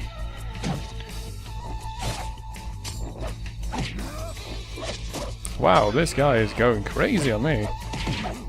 Not that it actually helps him. Right there, I finished your job. There we go. Now our relations with the Fujimaru clan has been reset to 0. So they will not attack us anymore. Oh, hello, cats. Hello, cats. Shut up, asshole. I'm bowing to the cats. Actually, fuck you. You're a fucking asshole. You're gonna die.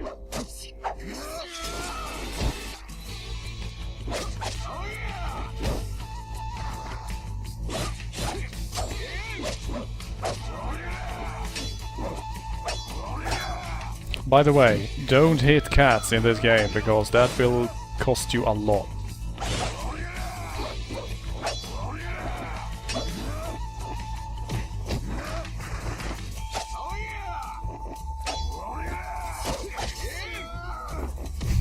Oh right, that's a grapple move. Ah, that can be blocked.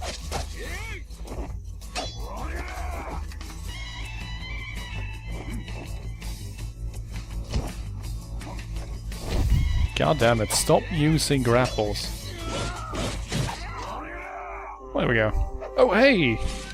A shit cake! Yum!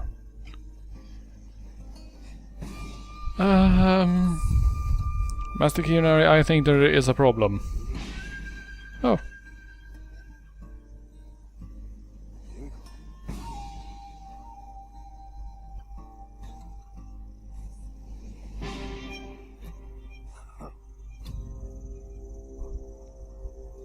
I can understand that, sir.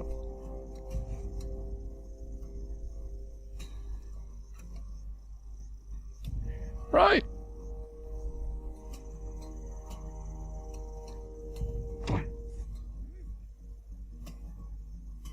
Bleh. Alright, looks like we have a fresh set of Inklings. Now the one at Castle Amana is probably one that is at the top of the castle, so we can't actually get at it.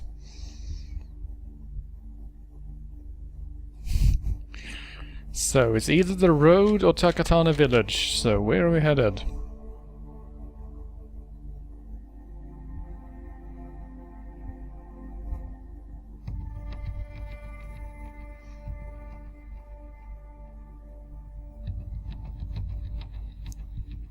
Wow. That is an excellent motivation, actually. You can kill more people in the village. That makes sense. Let's head over there.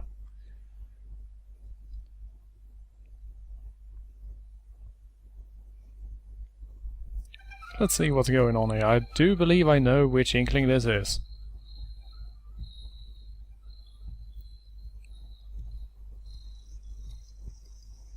Checking the local map.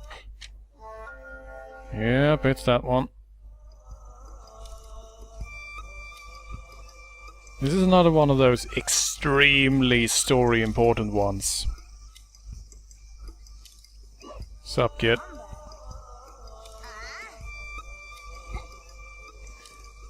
So, do we tell him that his swordsmanship is pathetic? Make fun of him for looking like he's dancing? Or tell him, Ocelot style, that you're pretty good?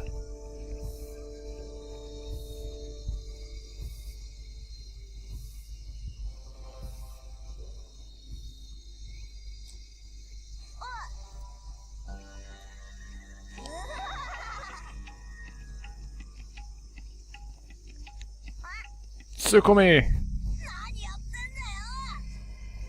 He even used... Oh god, wow. That is terrible. Practicing your swinging. Yeah, I can do a bit of swing dance myself.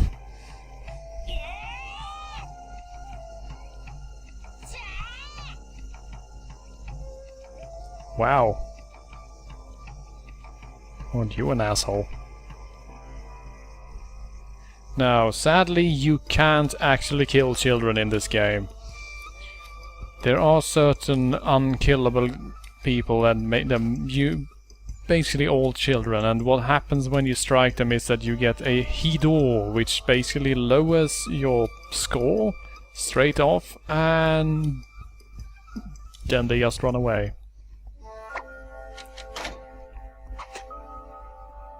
See, let's switch out our swords again, because at the moment I'm only carrying awesome swords.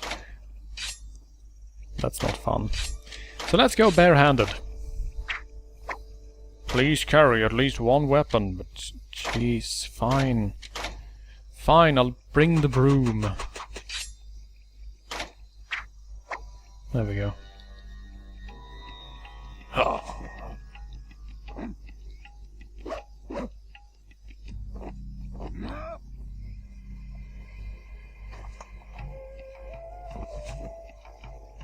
Kung Fu.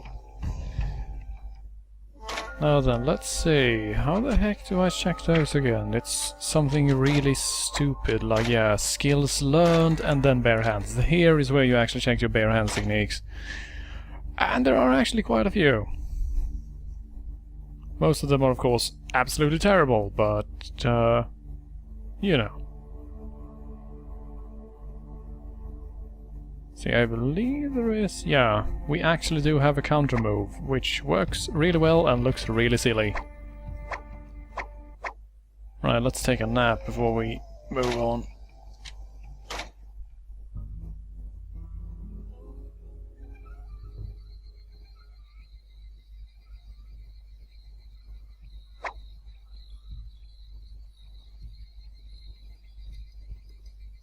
This asshole. He just stands around outside your place and begs for money, basically. Don't really like him all that much. Oh no, hey! There's another inkling in the same spot. Can we actually be nice this time? Huh. That's strange. So, do we go and be nice to the kid instead, or do we go to a completely different inkling?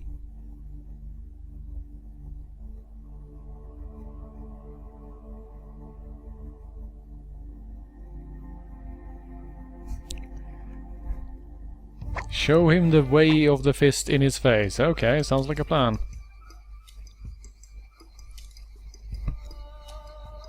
Oop.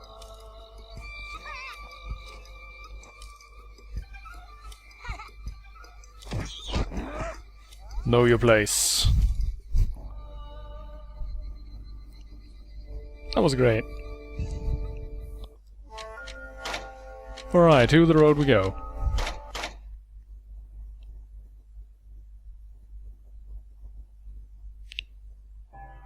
And again, since I'm wearing giant padded cat gloves, I suppose it didn't actually hurt that much. Let's see, local map. Which inkling is this? Oh, it's this one. It's this one. Cat!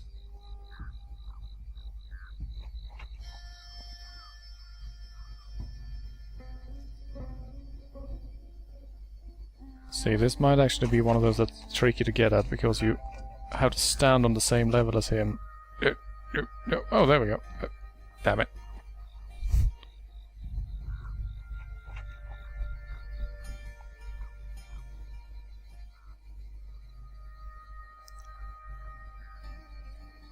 Please don't hate me, Mr. Cat. Seems to be ignoring me, though.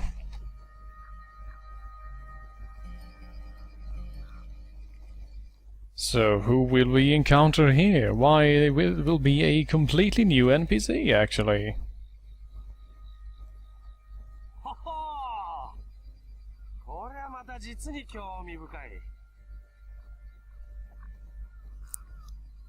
Interesting to you, asshole.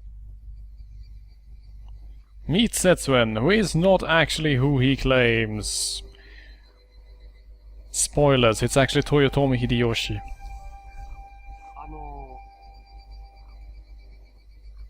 いやはや。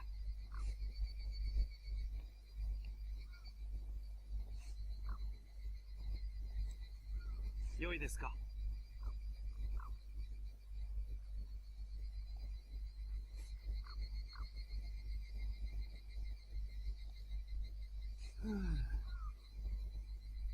He's talking about Oda Nobunaga, by the way.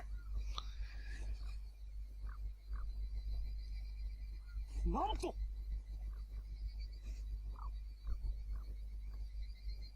困りましたね。いやはや。 I also like that he actually tells you that he goes by the alias of Setsuen, which means that, yeah. Alright, let's do the best minigame.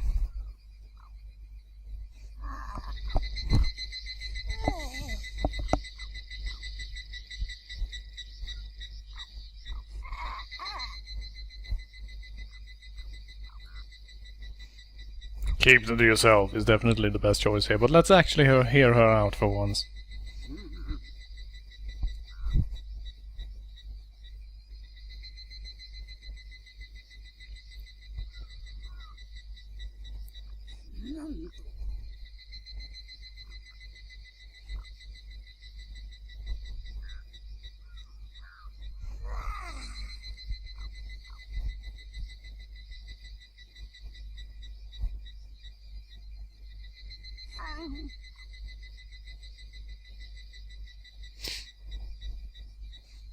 To be continued.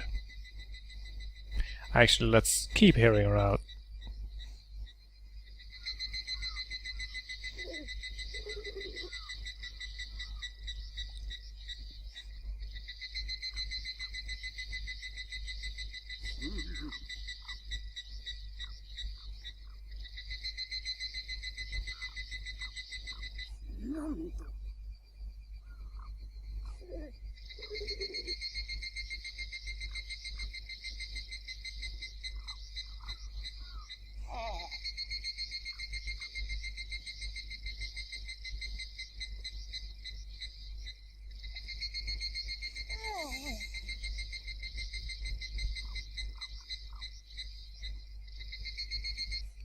And this is the point where you go all Nietzschean on the bitch and goes, the dead don't come back. No, you don't. You strike the freaking bell.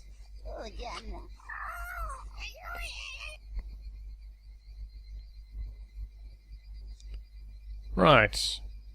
There we go. Stato!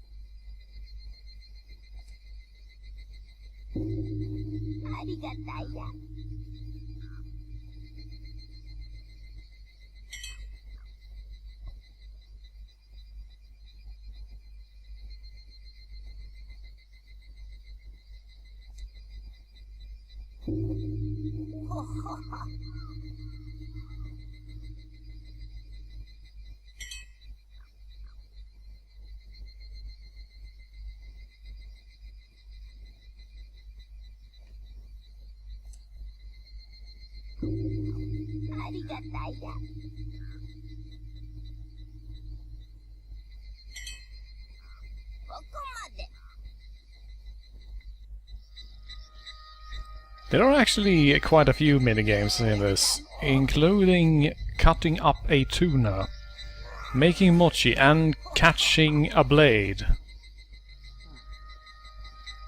Excuse me, dude. We're sort of talking here. The heck? What are you doing to that lady? Oh, stop! God. But oh, hey, it's Tata kinda coming. Sup, bro?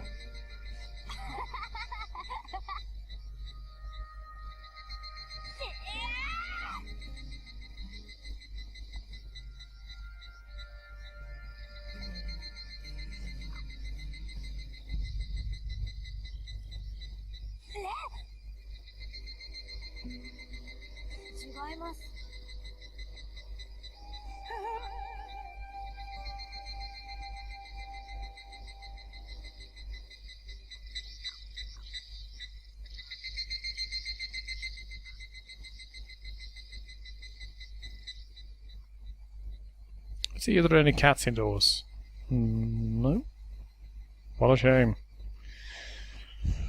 Alright, let's check the map. Do we have any inklings unlocked? We have one, but I don't think we can actually get to that.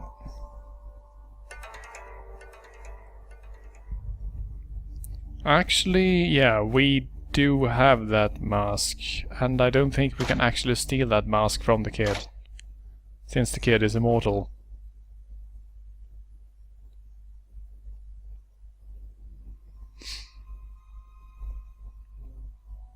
Right, so basically at this point no one likes us, we betrayed everyone at least once.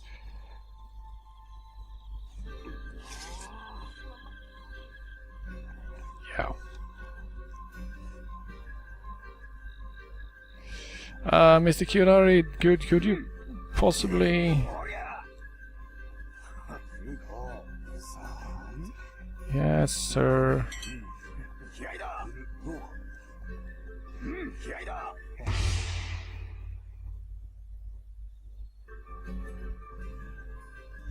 And so we have to go punch people.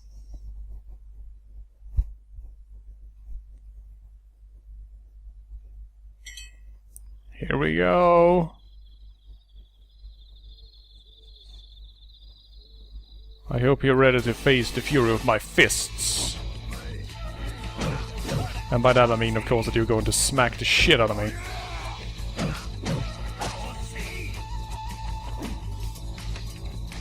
No range whatsoever. Stop just walking to the side to dodge. That's... There we go.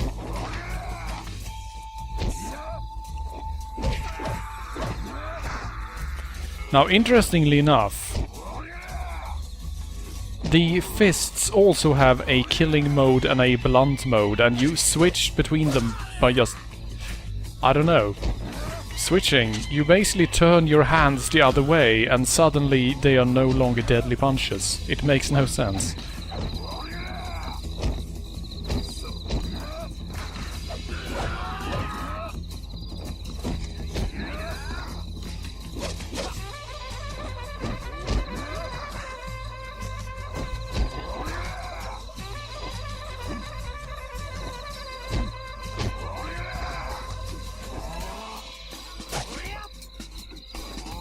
As you may have noticed, punches can't be blocked because all unarmed attacks are unblockable. Which is hilarious, because what this basically means is that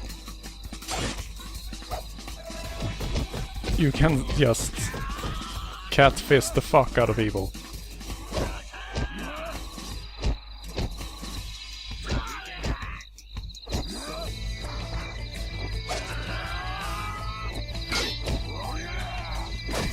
And that technique right there is a counterattack specifically designed to break blades.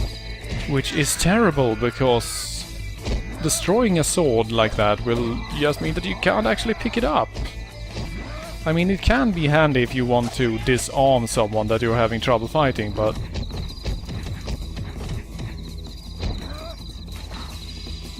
doesn't really help all that much.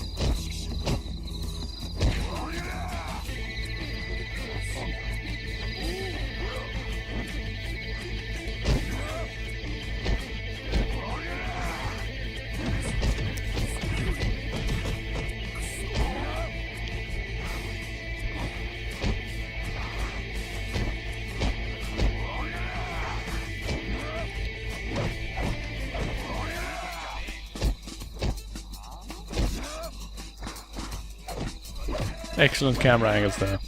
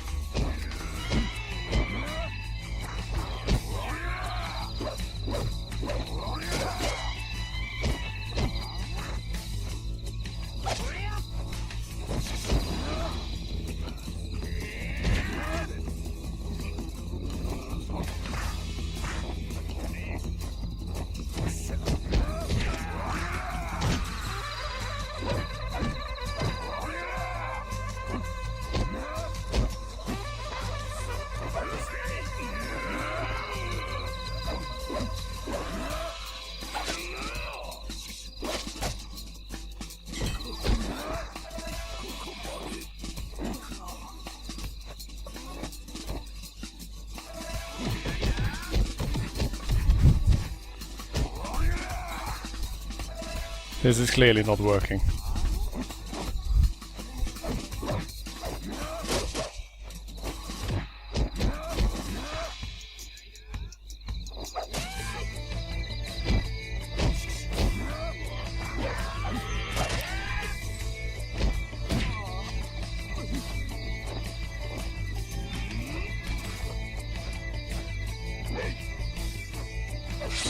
Broom time.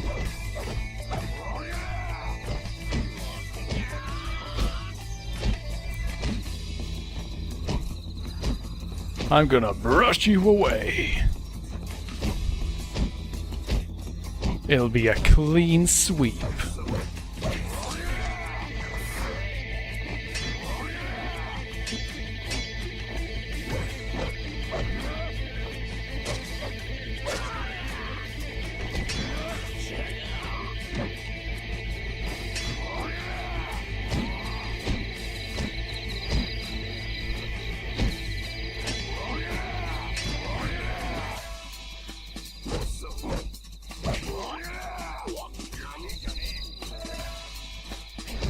Special technique.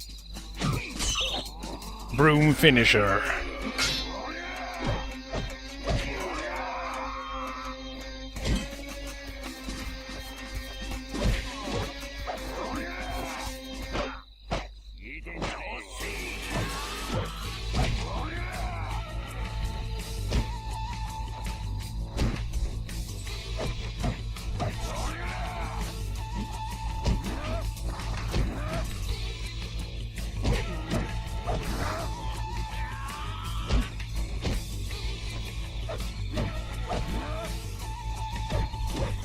Now then, let's actually try and get a Rensatsu going, which might be able to speed this up a bit. Come on, bro. What are you waiting for?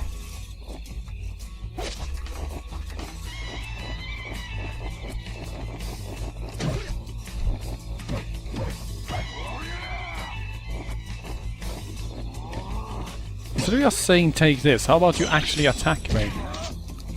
Wow, and I failed on the first. Wow, I am so terrible at those. It's not even hard as such, it's just... I always press the wrong button by mistake. Because I'm terrible.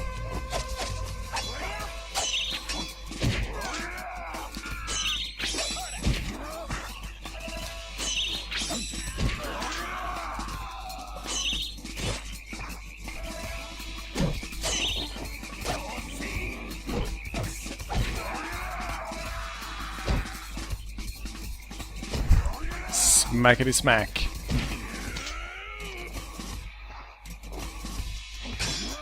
Wow, I just smashed his blade off. Come at me, bro. See what you can do with that thing.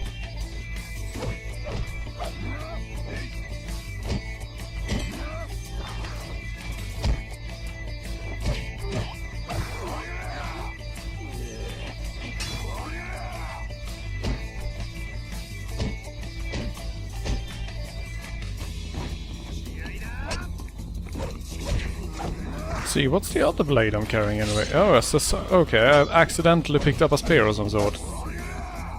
Let's use that. I almost never use spears because I find them way too slow.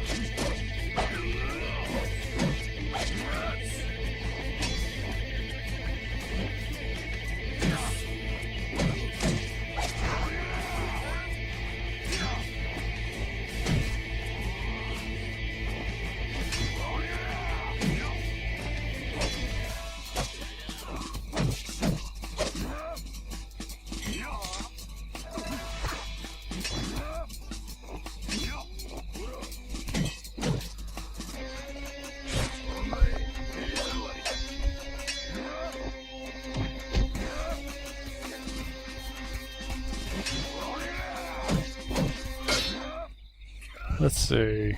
Let's do this, I realize. Yeah!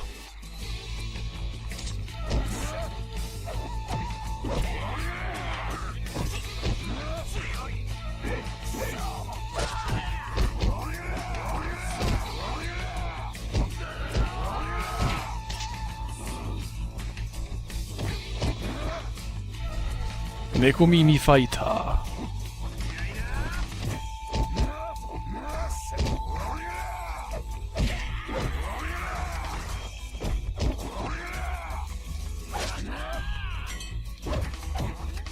Use an item for once and just up our damage output a bit.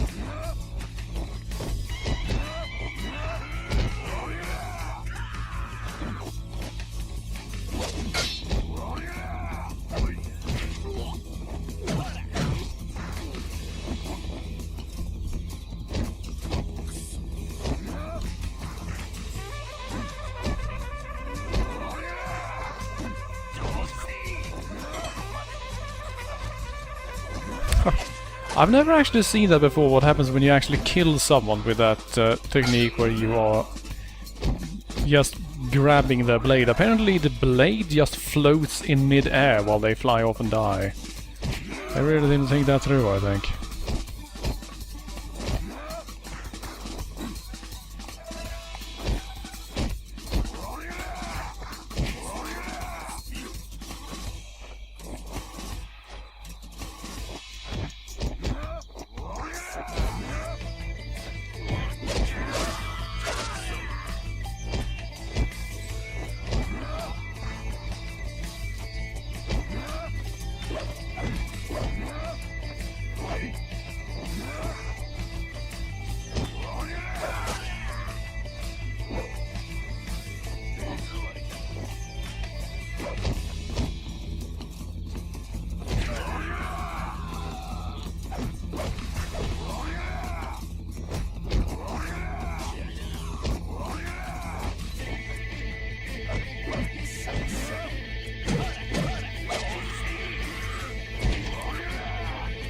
This is taking way too long.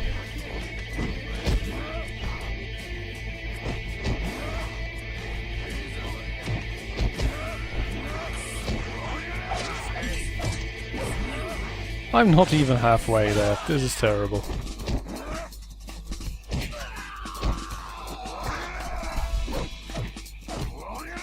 Oh hey, we have two endos running around. I better clean up.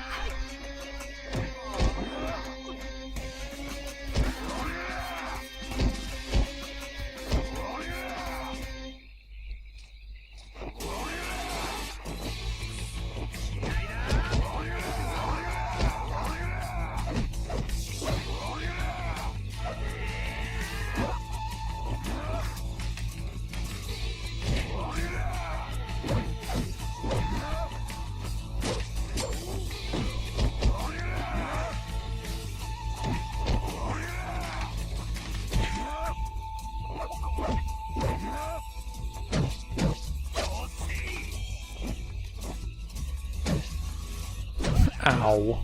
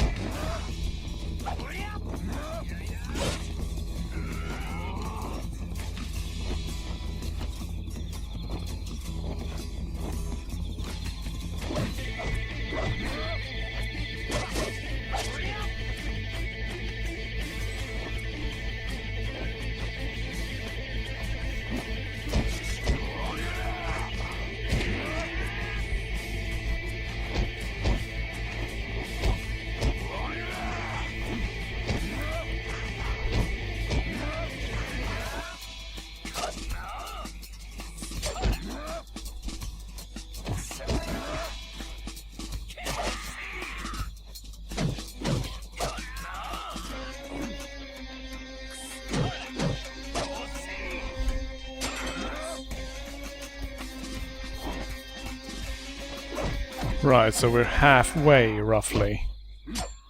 This is terrible. This is not going to work.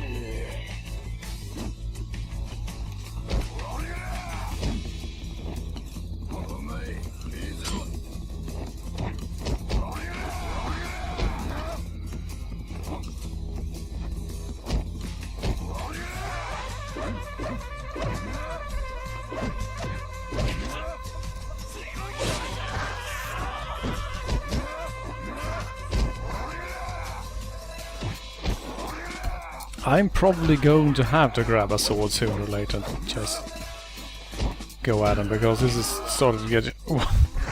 God damn it. Let's see, what's this? Okay. This is pretty decent, actually. Not good, but decent. Hey. Change weapons. No, not the broom.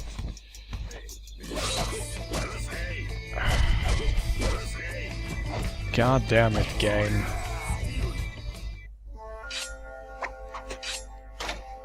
I want to switch to that one. God damn it. There we go, thank you. Let's see, decent range. For durability, yeah, this works.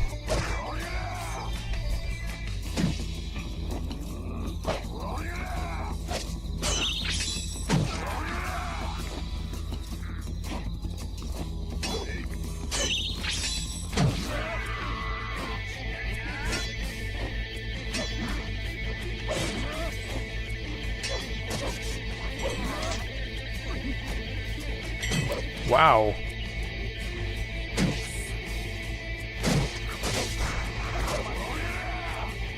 Like wheat before the scythe, holy shit.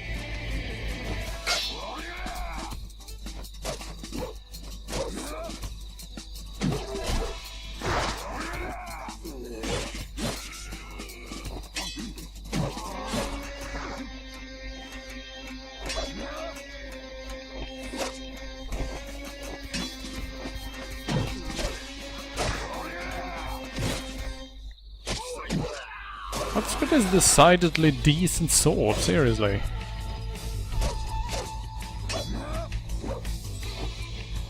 It's pretty rare that they are just carrying things like this around.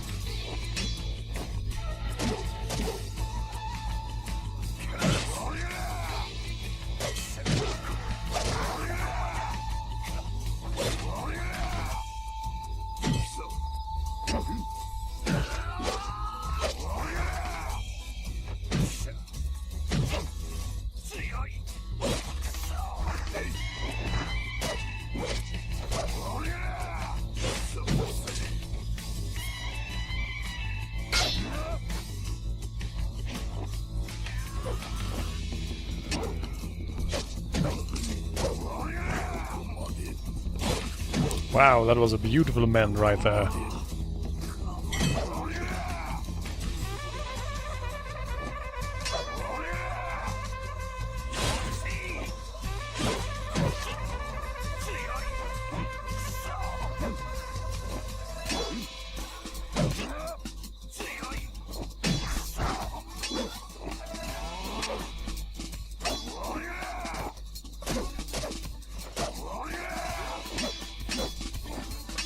Wow, okay.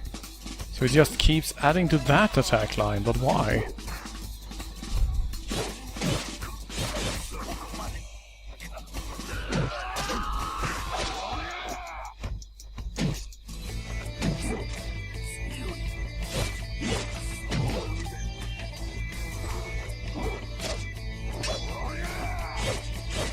This is actually a pretty neat sword. I might actually upgrade this a bit. It's horribly slow though, which is always terrible.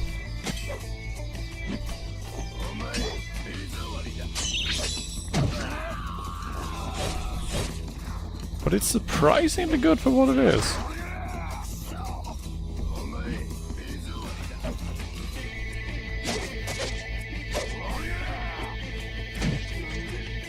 I also just like the idea of slashing people in the foot to kill them. Because that's mean.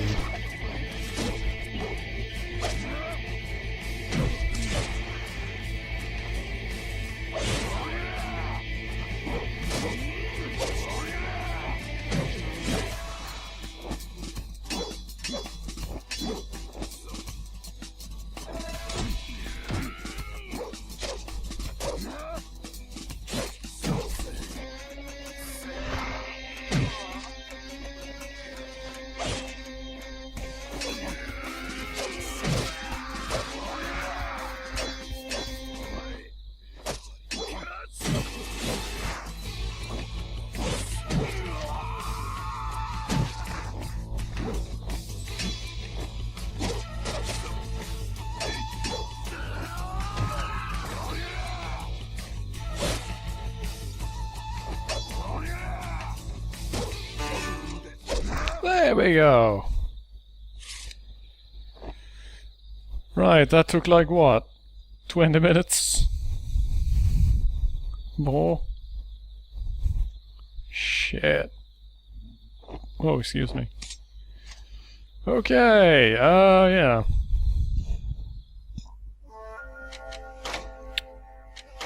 Handled it. Like a pro.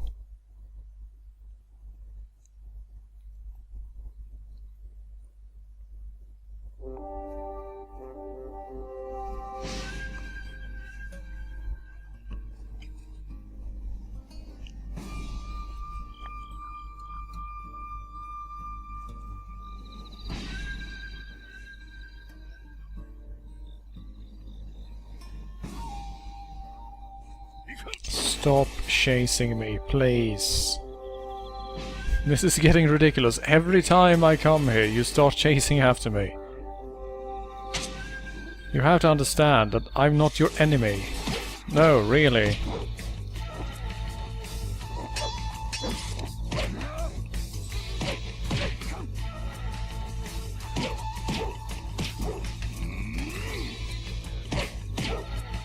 There we go. Alright, so, yeah, I did that job. You're not... yeah, not completely useless. Right. Okay, there's only one inkling we can actually access, so...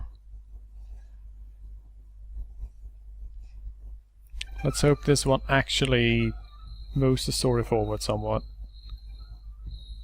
Though I sincerely doubt it. Can we kill that guy in the robe? Actually, we can't, because he is a job giver, and job givers can only be killed after you've seen the second to last inkling. Alright, apparently we have to be nice to this kid again.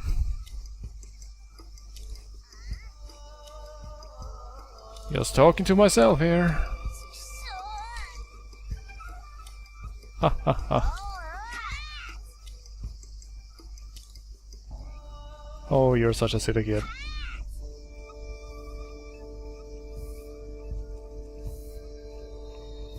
Let's go switch out our accessories.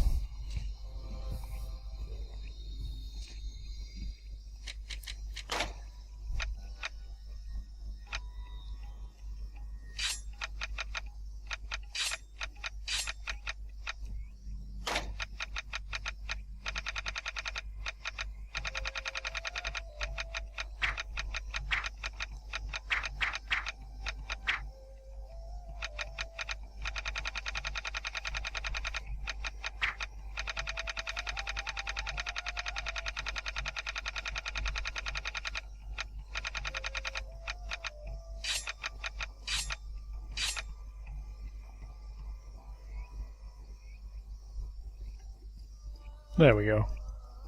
All the masks.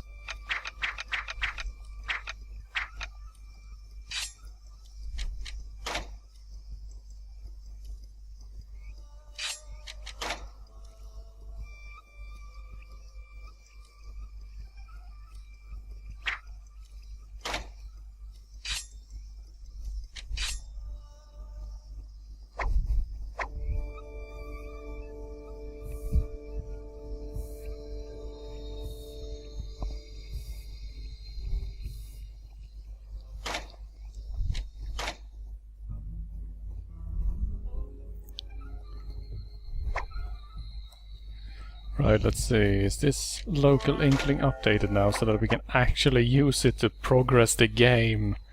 Seriously, my usual playthroughs are at about 40 minutes, but we've been playing for what, 2.5 hours by now, and we barely gotten anywhere. And no, we still can't talk to you because we have to leave the area and return.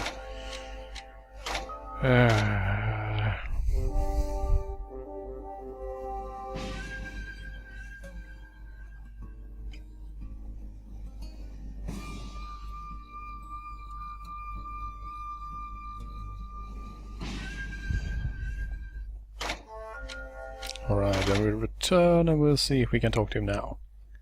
Please, dear God Almighty, let me be able to talk to him.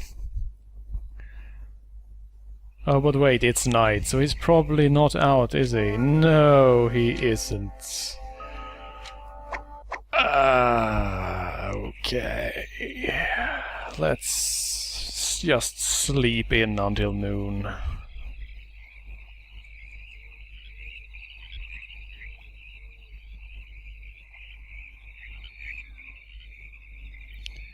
So, while we're having a short break, I suppose I might as well ask, how are we doing in regards to sound levels and video? Because I'm watching the stream on my laptop and it looks pretty okay, but I have no idea what it sounds like.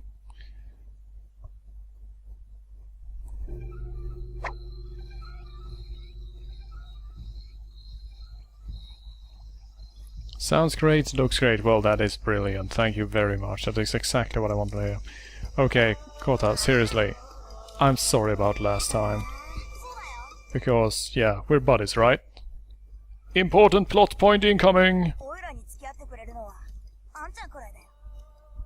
みんなオイラが子供だからって誰も相手にしてくれないんだ。でも今に見てろよ。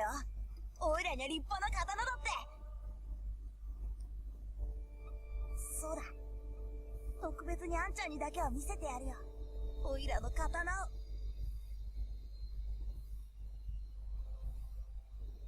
へへ。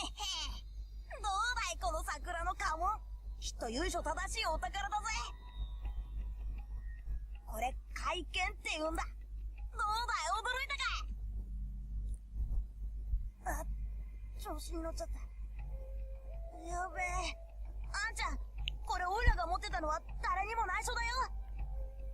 I will tell no one, human child.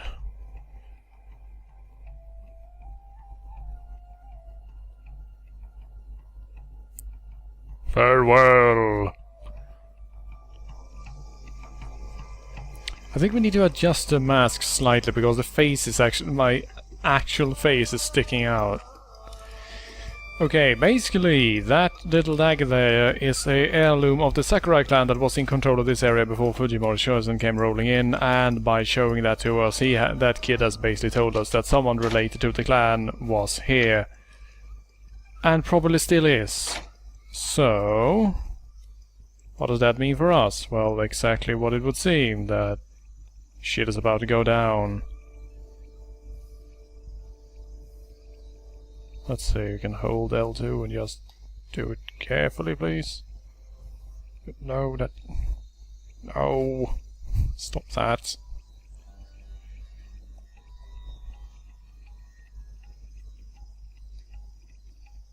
There we go. Now,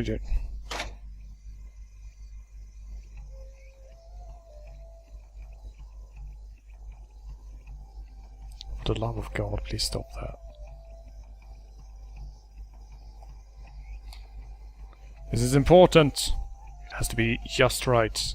There we go. Actually, no, it's a bit offset, isn't it? There we go.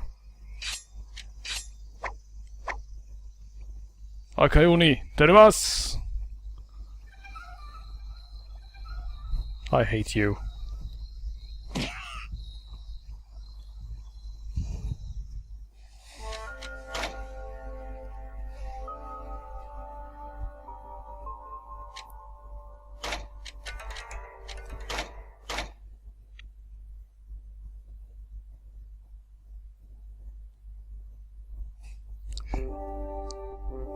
Actually, I know 1449, that's a really good idea. Perhaps we should wear all the masks, only make them really small and just pepper our face with them so it looks like we have, you know, multifaceted eyes made out of masks. Yeah. We're going to have to do that. Alright, let's check the local map, because I do think this is, yes, the one that is inside the building, so we can't actually access it.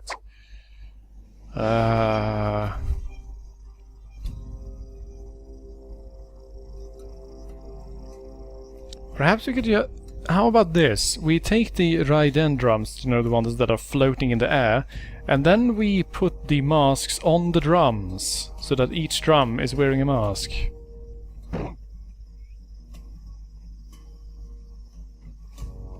You brute.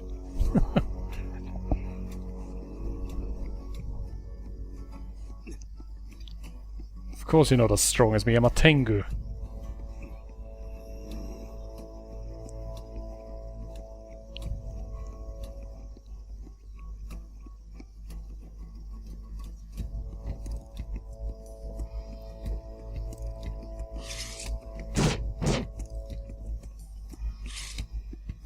Oh, sorry about that.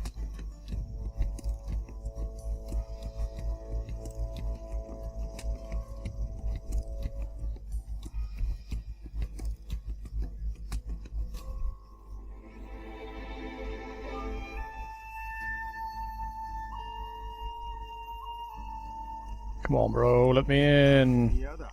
あのな。ああ。どうだい？あのな。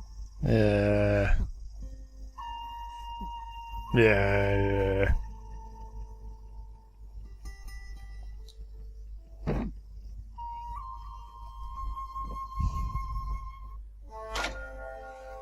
But yeah, basically the question is if we haven't actually put ourselves in a story position where I actually have to improve my relations with Fujimori before we can actually advance the plot.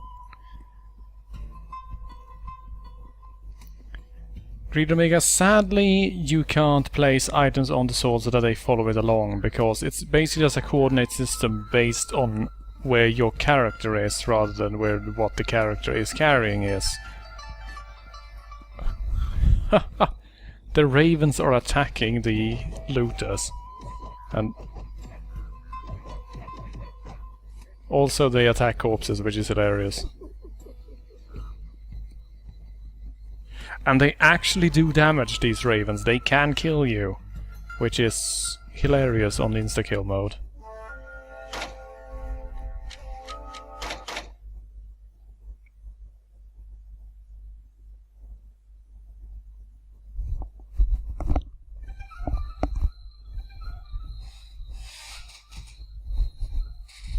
Right, let us become the masked mask.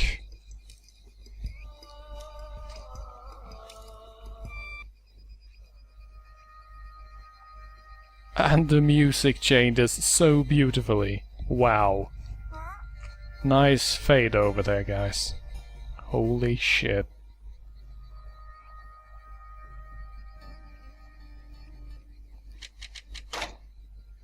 Alright, we'll have the default view for now.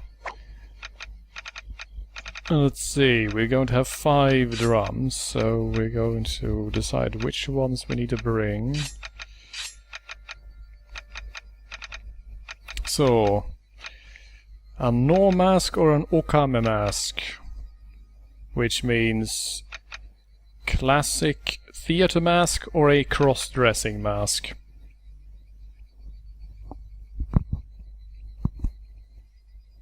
Cross-dressing it is. Alright, let's find the Raiden. There we go, Raiden drums.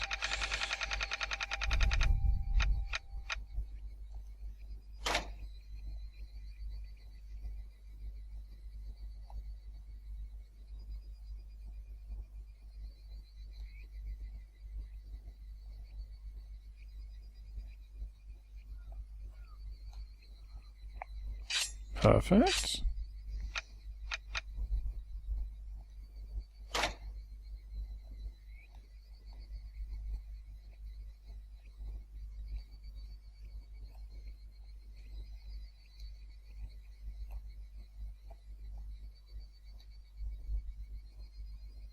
Good enough.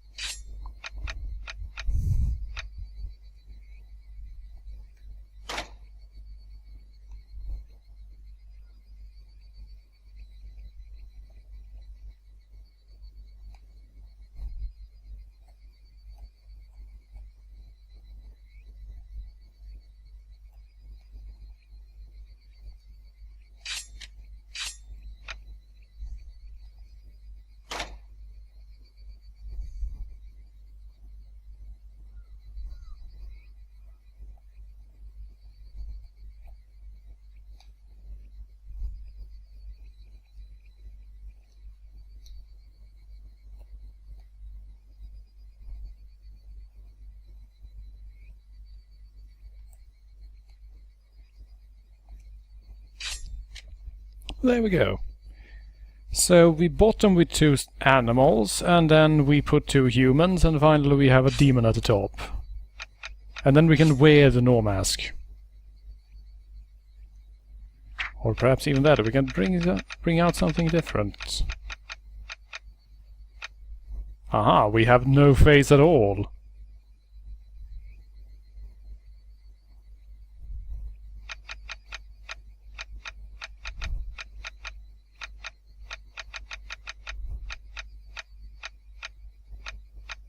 Maybe we can just put on a mask and no one will realize it's actually a human.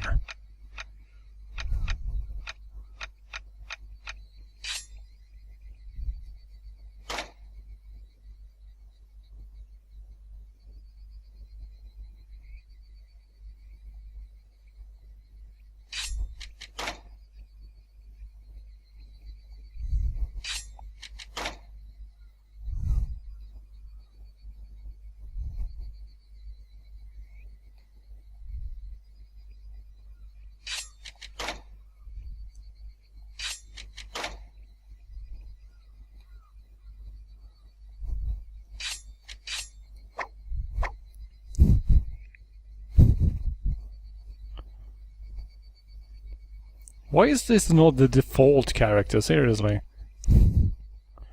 Alright, let's go scare some children.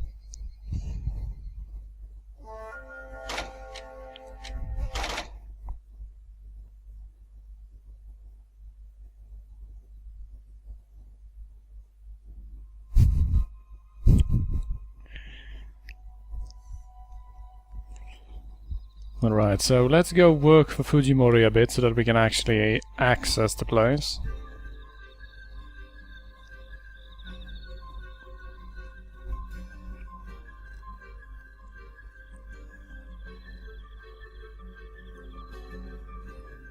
Sup, Cunari? Yes, yes, yes, I want the job! Alright, there's a notorious thief, blah blah blah blah blah blah. Samurai Punisher, I'm on my way. Okay, so basically what we need to do is smack this asshole around a bit. And that's it.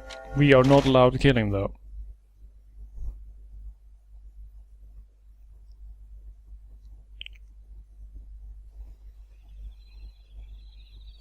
Alright, he's somewhere in this area.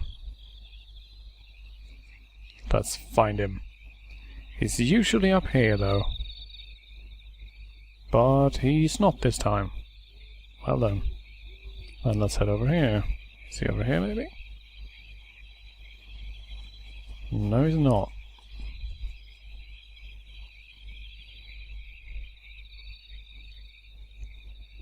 NPCs in missions like these basically have a certain number of different possible spawn points, and it basically just comes down to memorizing them so that you can go have a look at them, because just running around like an idiot looking for them gets tiring really fast. Not here either. This guy is going out of his way to hide himself. That's not you. Oh, there you are. Oh, wait.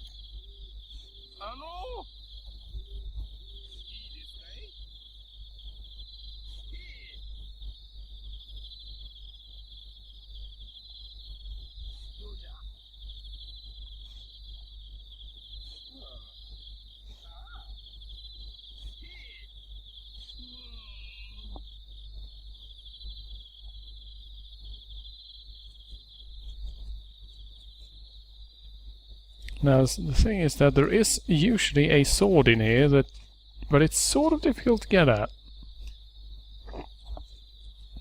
Let's see, maybe you're in this spot. Yeah, here you are.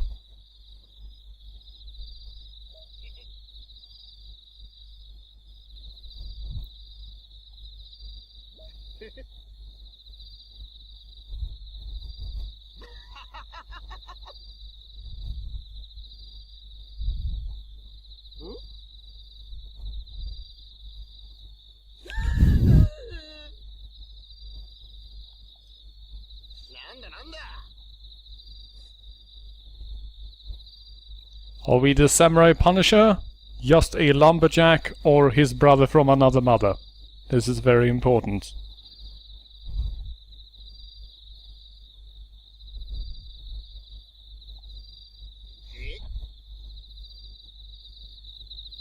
Samurai Punisher!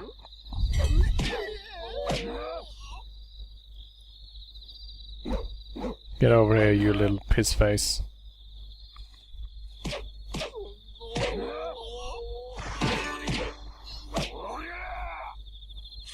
Away!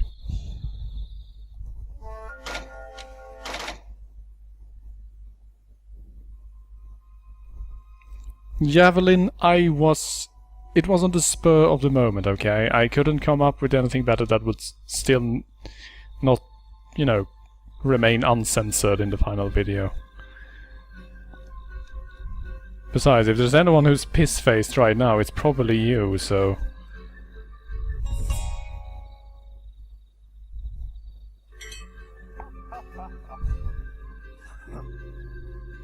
Alright, now the thing is, you can't grab a job right away, but you need to leave the area and come back.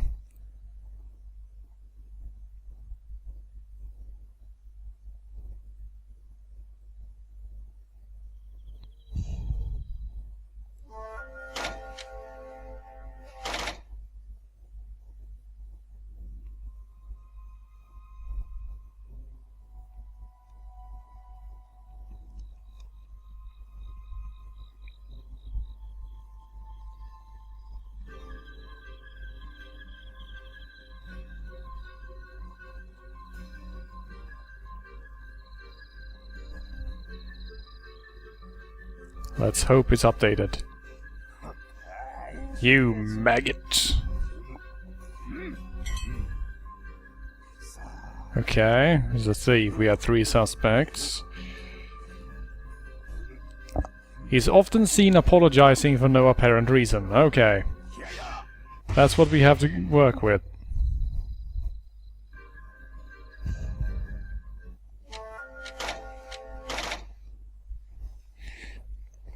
Actually, Leventagy, the thing is, if I attack a suspect who is not the criminal, it's an instant failure. Oh no! Good sir, I assure you, I am not the man you are looking for. I am a nice, kind person. Alright, maybe not. Oh hey, had booze. Thank you.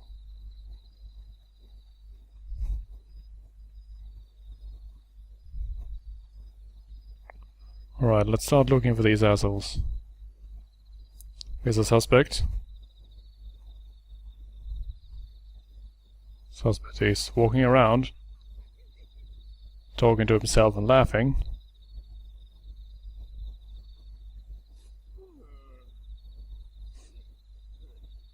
Sneezing. Not apologizing.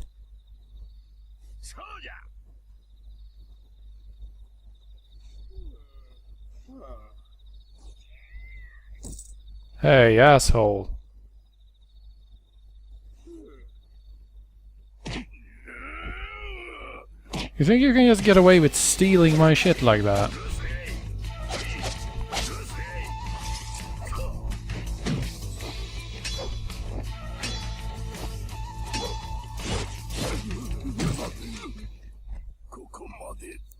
I hope you enjoyed dying over 50 yen.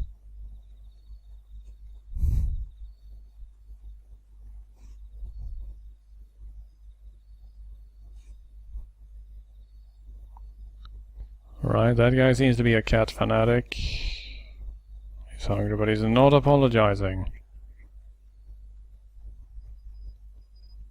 Let's see if we can find a third suspect. Wherever the hell he's wandered off to.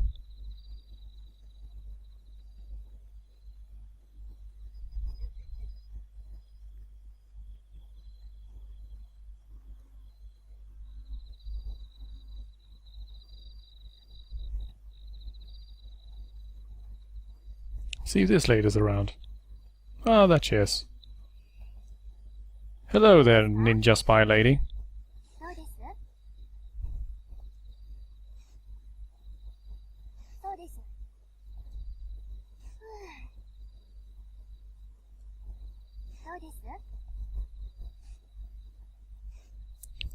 Me, of course.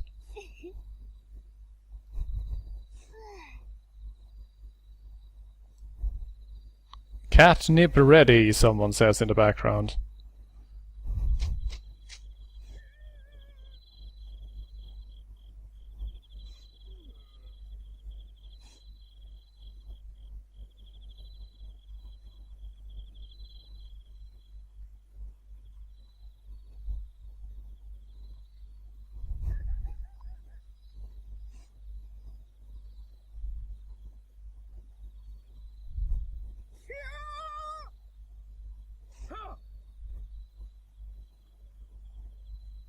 And they're singing? Both of them?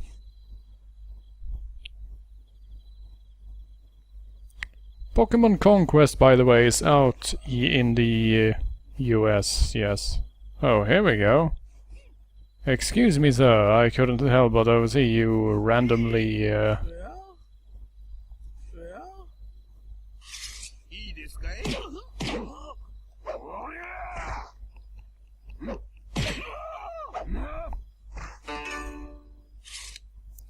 Now, the funny thing, it will say you successfully completed your job, no matter if the suspect is the criminal or not.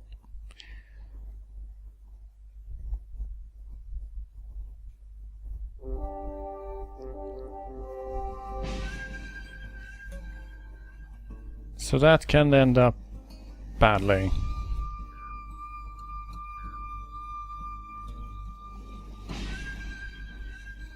Ugh.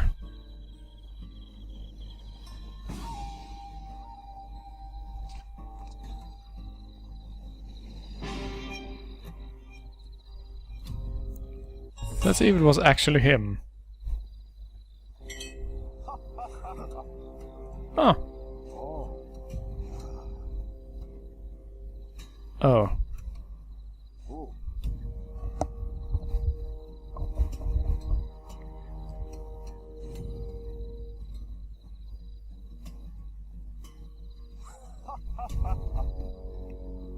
Kiyonari, you piece of shit. Look deep into my eyes. Know that when the time to judge sins come, I will be waiting for you.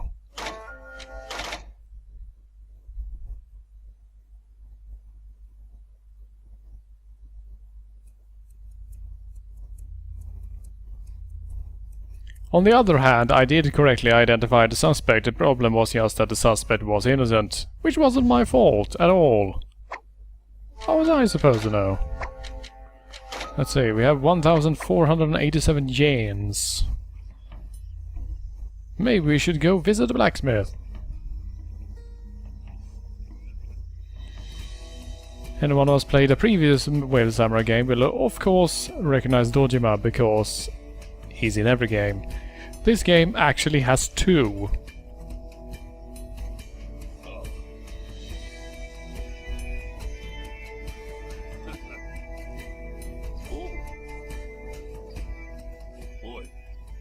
Now then, there is a shitload you can do to upgrade and sidegrade and generally misbehave with these things.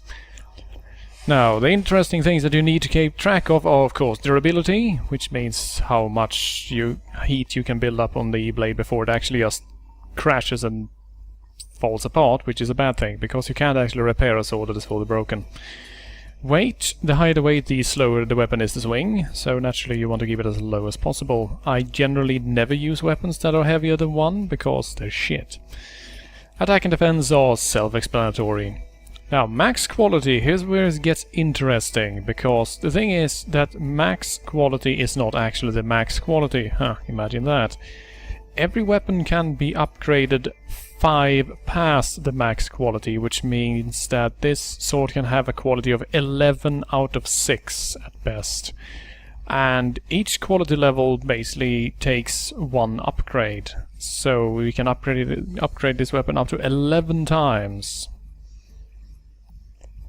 Which is really good, actually, because the more you can upgrade it, the more insane you can get.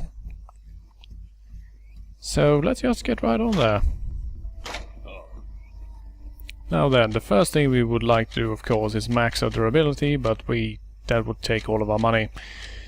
So you can either strengthen attack, strengthen defense, or go for random. And here's the funny thing, random has the ability to go so far in each direction as to drop both attack and defense by 15, or upgrade both attack and defense plus 15. Which means that as long as you're willing to reset your console again and again and again and again and again and again and again and again for approximately, well, 40-50 minutes, random is the way to go. It is save scum maximum. And I have actually done this, not once, not twice, but 3 times.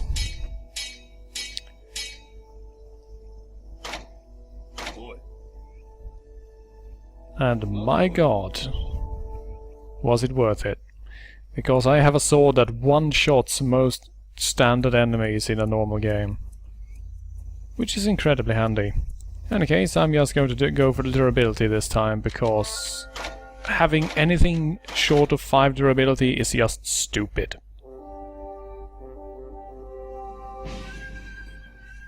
And yes, this is a Super Nintendo game originally ported from the Atari 2600. You can tell by the pixels.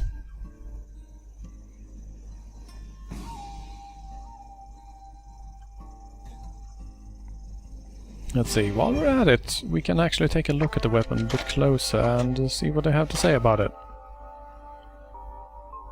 Chichifunjin, this sword earned its name from its lionly impression. The artisan that crafted it did so to resemble the king of the forest. Well, there you go.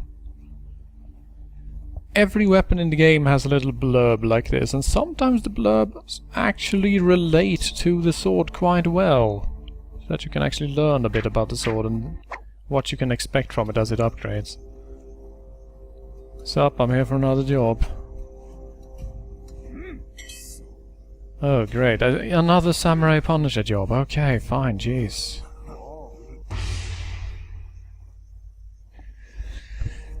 Gridder Omega, I'm sorry to say, but the blurbs are not as insane as the one in Dragon Garden, Nier and so on. But they can get sort of overly dramatic or bloody at times.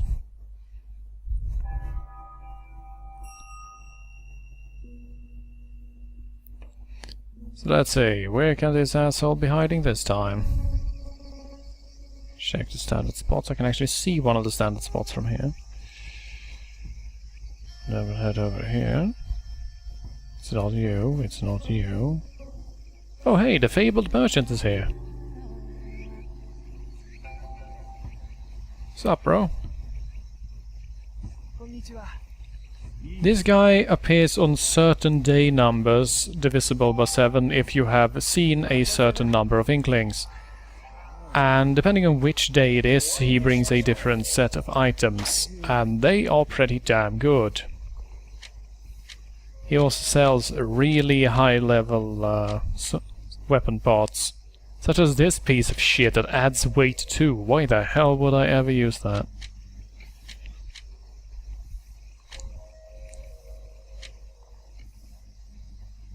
At the moment he is apparently selling the Bad Bone God, Devil Bone Grip and Evil Bone Pole, which are part of a sword that is actually used by one of the main NPCs in Way of the Samurai 2.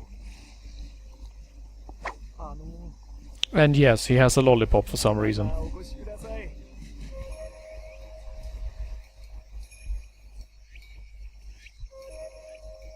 Let's see, are you in this spot today? No, you're not. Don't tell me you're in the same spot again, you boring bastard.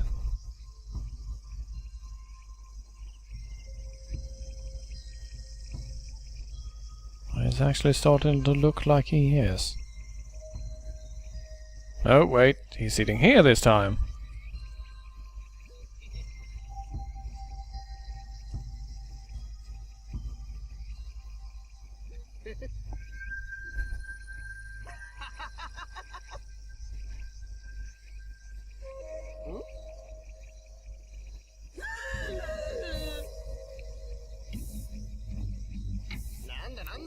I'm your brother from another mother. Samurai Punisher!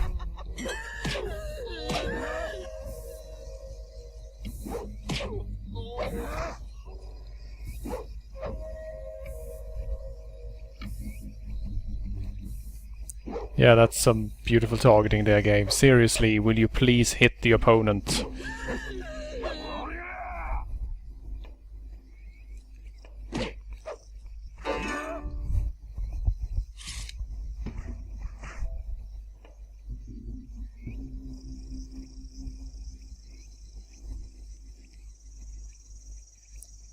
Some unfortunate vibration there. Yeah, you should be.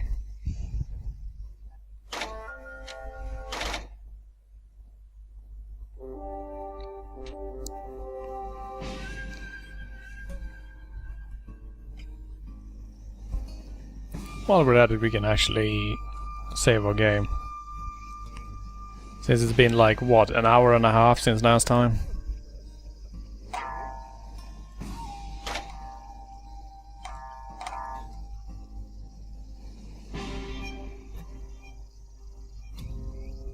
Seriously, I don't think I've spent this much time... Wait. Why the hell is our rank Compassionate Samurai? In which way am I compassionate? I've cut down like 260 people only today.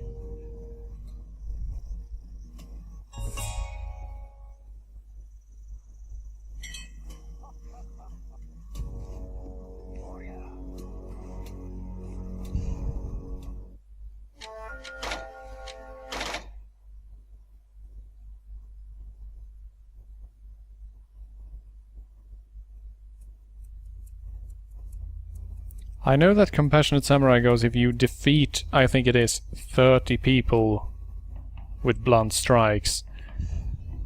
And I guess I just don't fulfill the requirements for any other title at the moment. Yes, Sudden Javelin, blunts. A blunt attack is basically where you force burning weed down someone's throat and then you close their mouth, and once they pass out, you throw them in the sea.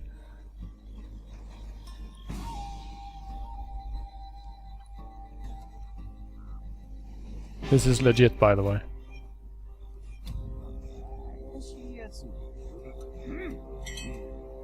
Oh no, oh, god damn it. Fine, Samurai Punisher is coming.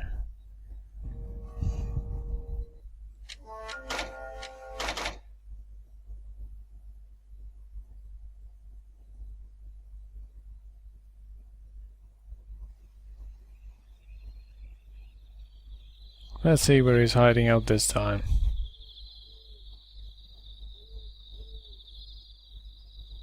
He's been hanging around a lot here recently, so let's have a look. Is he down here? No, he's not. This means that he's actually, for once, in one of the places that I usually check first. Hooray!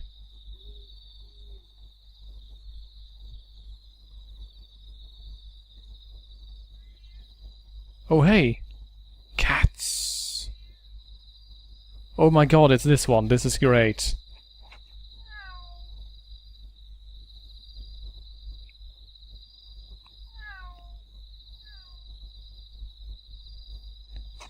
See, we can become friends with all the cats.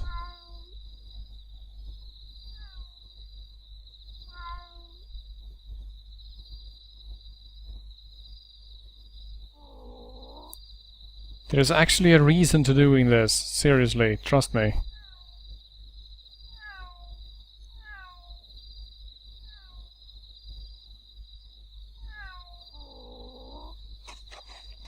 To make sure that all the cats are rolling around because they like us that much.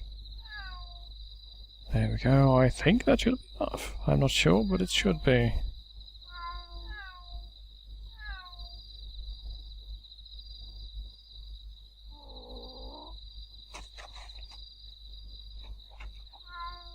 I think this is all of them.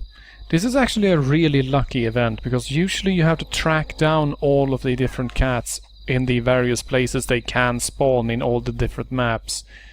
And since they look the same, you can never be quite sure you've gotten them all. But some nights, apparently, they all spawn at the same time here at the temple, and then you can catch them all in one go. Which is exactly what we just did. So where are you hiding, asshole? Not down there either. Then I suppose there's only one place left for me to look, really.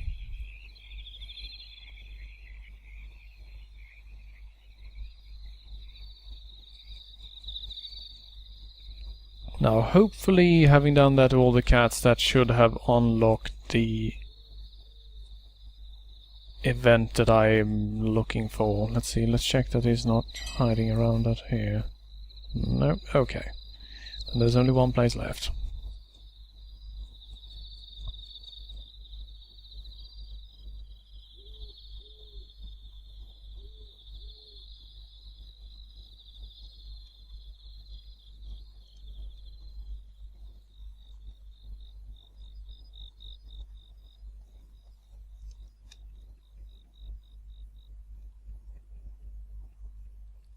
God damn it, where is the asshole?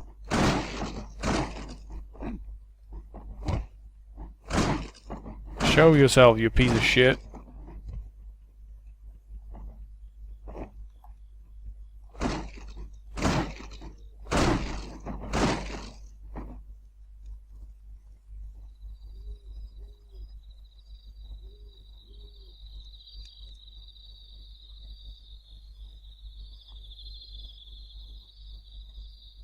And where the heck are you?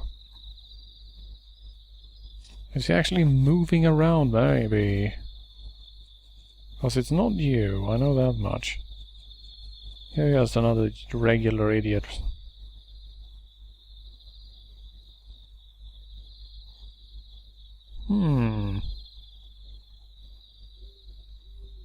Is he hiding behind something, maybe?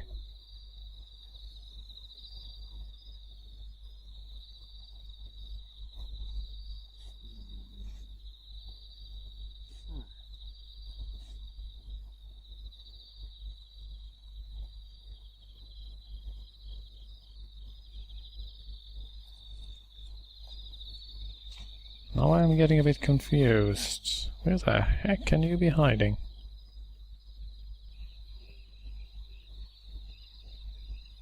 I've checked all the usual spawn spots, but still no sign of you.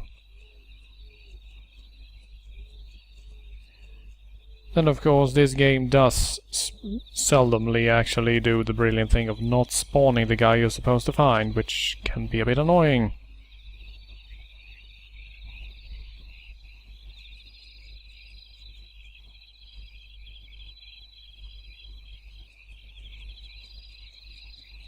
Seriously, you piece of crap. You probably haven't even spawned, have you? Oh wait, there you are.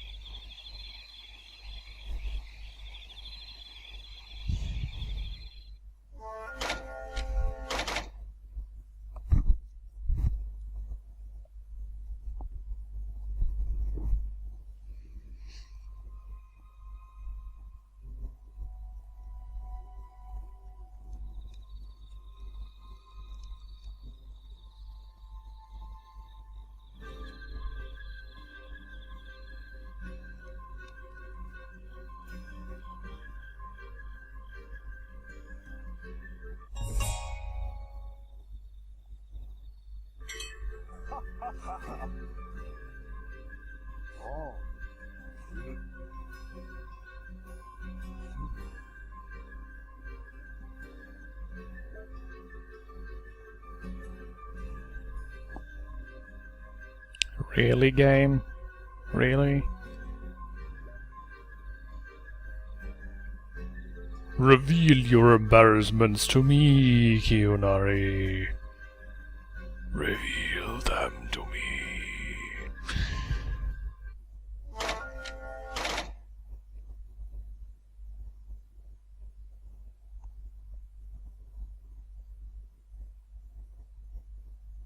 Right, can we finally, for the love of God, actually unlock the ability to go visit Fujimori, because this is getting to be a bit ridiculous.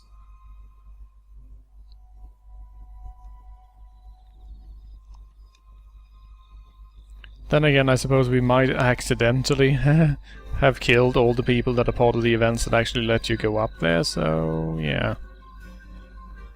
You never know. The game cannot be rendered unwinnable as per se, but it can get pretty damn close. Oh hey, it's the ghost!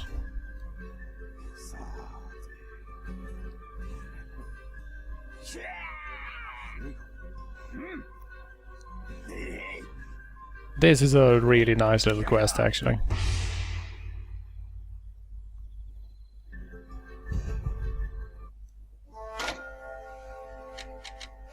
And this also brings us to Godgate, which is an area we haven't actually visited.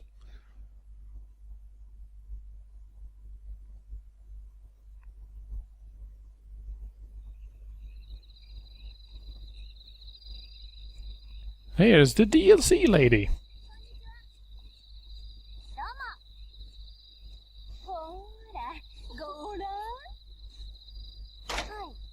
Now, interestingly enough, we don't actually have to worry about what the heck is... Oh, right, it's that sword. Actually, let's buy these. Let's buy them all.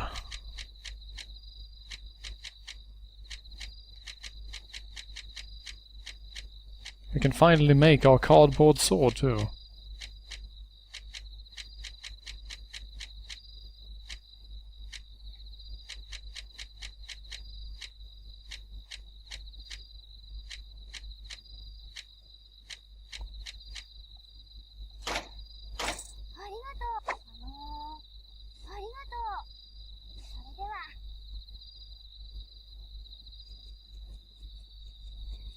Why would you ever want this guy to come visit you again, seriously? Now then, let's see. Where might the ghosts have spawned today? Also, by the way, huge pro tip for those people who play this game the first time. A really good health item spawns on top of this rock. It's always there. Just grab that shit.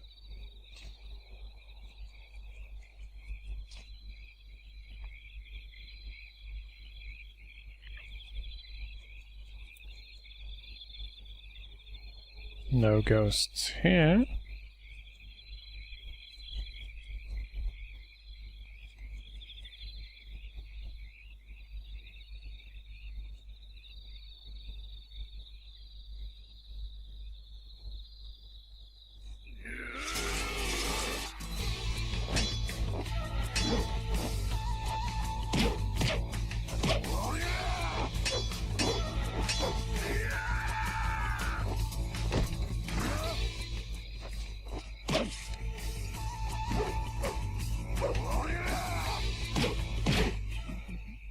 There we go.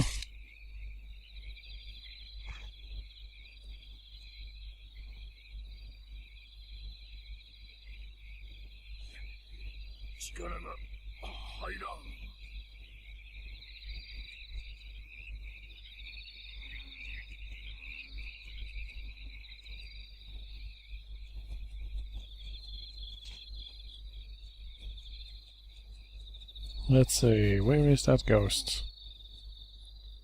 Ah, here we go.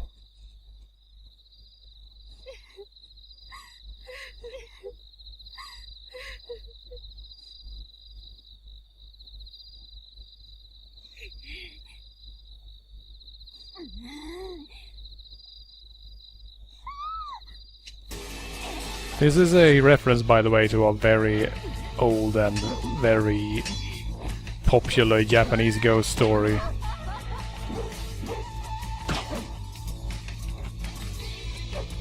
Most importantly, she has a move where she just sucks your health out.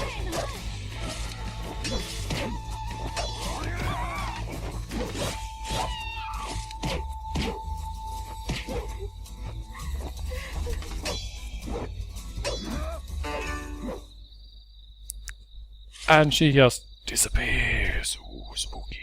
It should also be mentioned that if you kill her using lethal damage, she will disappear with a scream and you will fall to 1 hit point.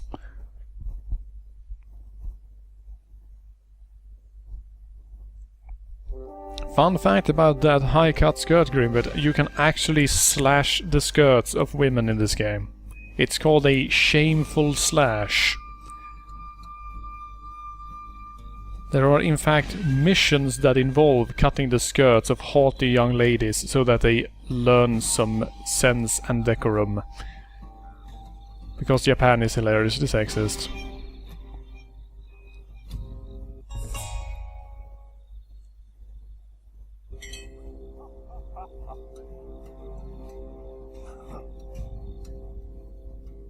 Now, if you do the ghost mission, always talk to Kiyonari afterwards.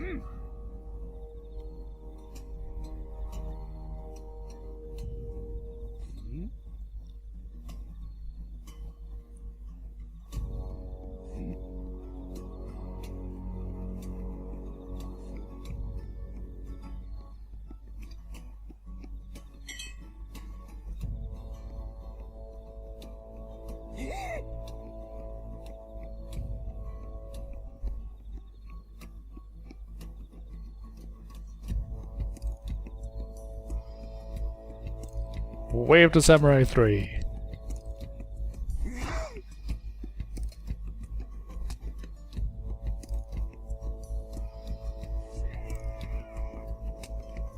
Aren't you exaggerating just a little bit, Kiyonari?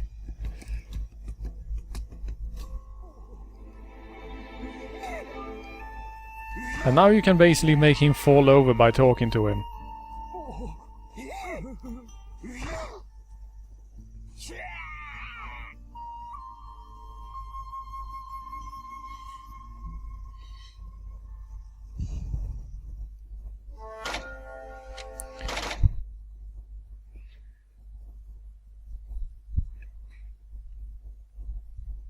Sadly, we cannot back him off a cliff or something, because there's no real good falls nearby.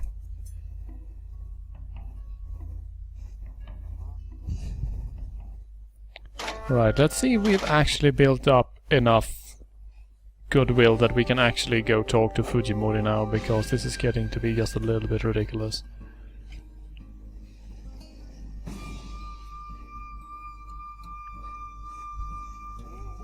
Everyone is calling me a comrade now and saying that it's good to see me at least, so that's a good sign, because it means that we build up at least 60 relation points out of 100. So let's just run up here and see what happens. Now, interestingly enough, there are multiple endings you can get once you meet with Shuzen here.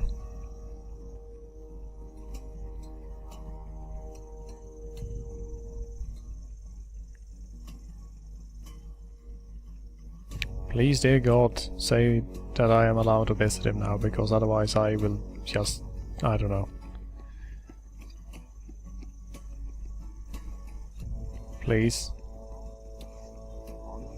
Oh. Oh, here we go. Here we go.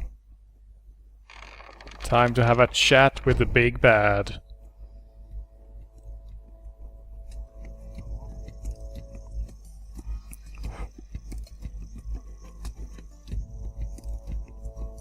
Skarboxu. That's my name.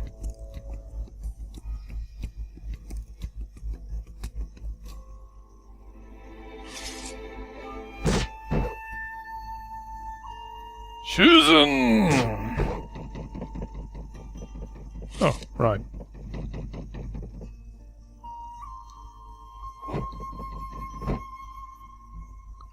There's one more floor.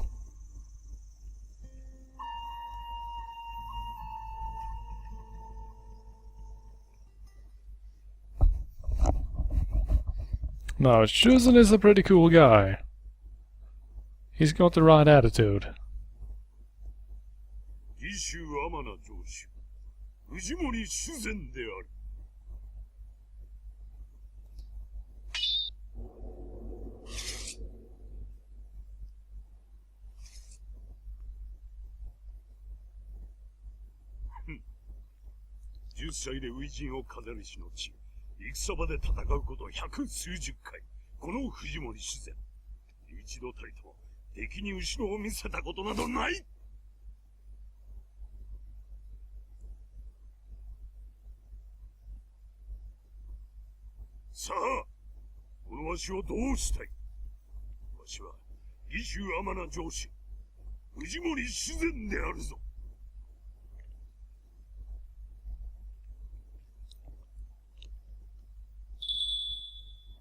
Alright, we get a choice.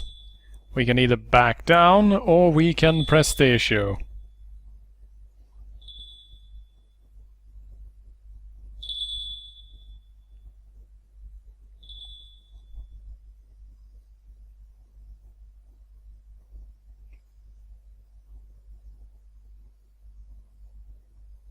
Nice pose.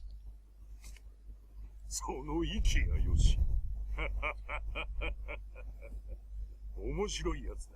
気に入ったぞ。好きあらば、わしの寝首をかこうというものでなければ、戦の役には立たん。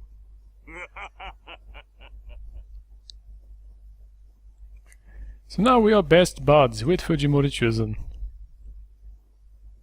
励めよ。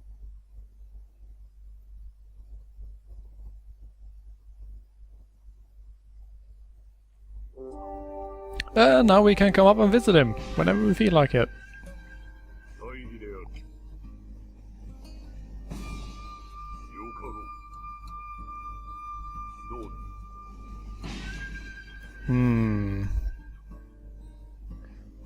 What do we decide? Do we wish to rule with him? Do we like a woman? Or do we want for nothing? Women it is.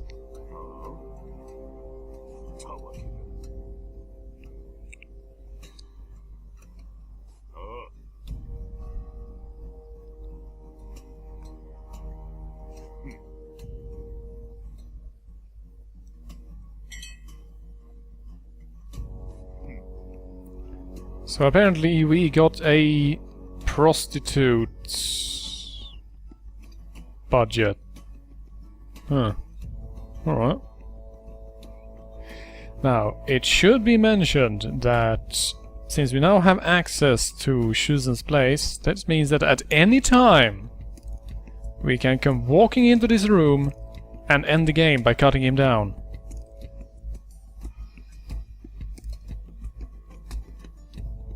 At any time. Which basically means that the game is now always winnable. Which is wonderful.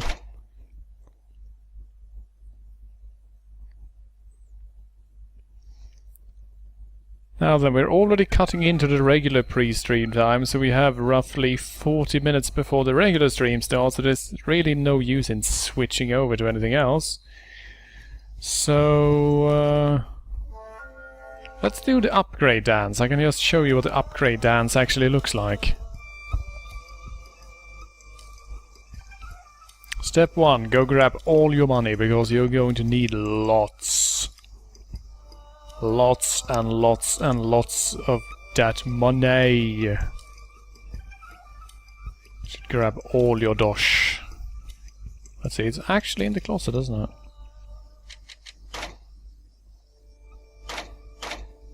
All money. There we go. 59,000 yen. Roughly enough to live as a modern-day billionaire for the rest of your life in this world.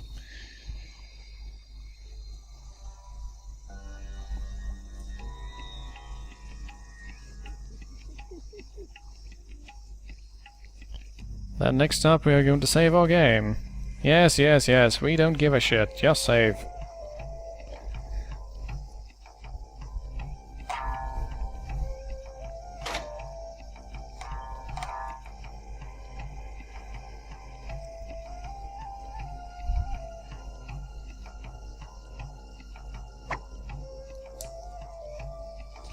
Now we'll go visit Dojima, the younger brother. They look exactly the same. It is never explained.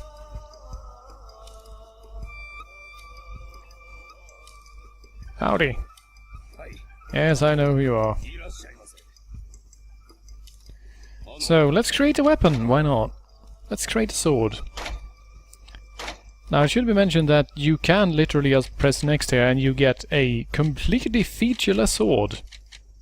Which is terrible. Now then, we naturally want the chainsaw blade.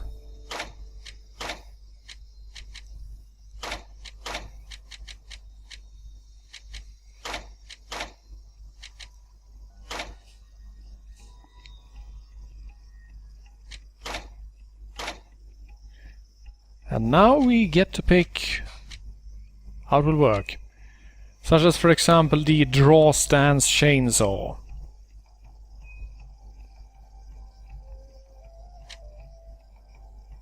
Or perhaps a ninja stance chainsaw.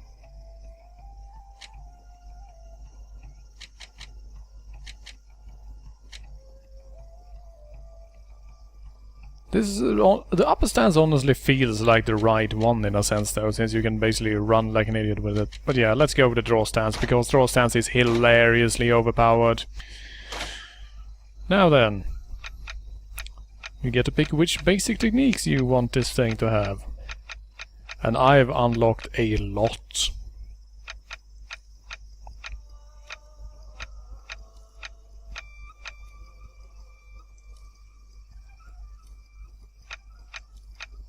You can also only set a certain kind of techniques for each direction. You can have one for neutral triangle, one for forward triangle, one for backwards triangle, and one for the special combinations, which are usually backwards forwards or forwards backwards. And each skill set basically costs a certain amount of points. The hell is going on with that animation, seriously? That's what it's supposed to look like, but it didn't quite look right there for a moment.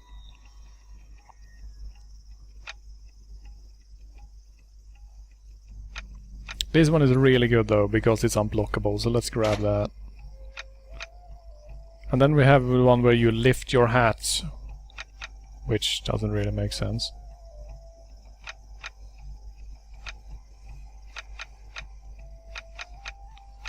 Let's just hop right up and grab something that's really good, why not? Like this one. And now we basically don't have the points to buy anything.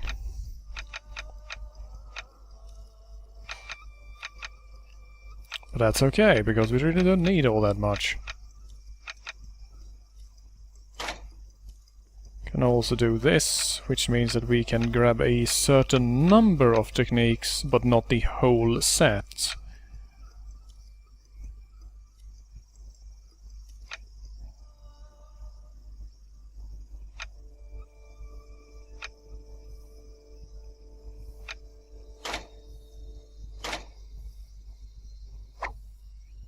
Like so.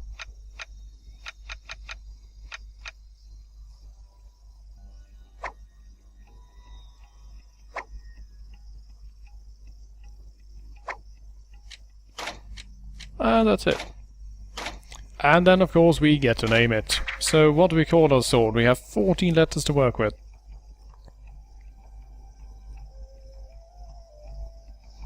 Maybe we should just call it chainsaw. Seriously.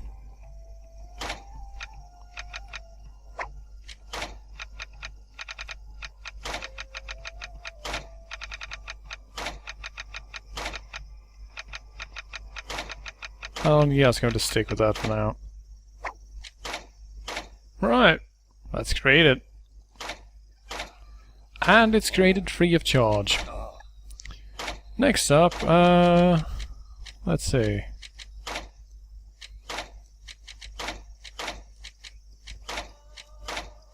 The greatest blade ever created.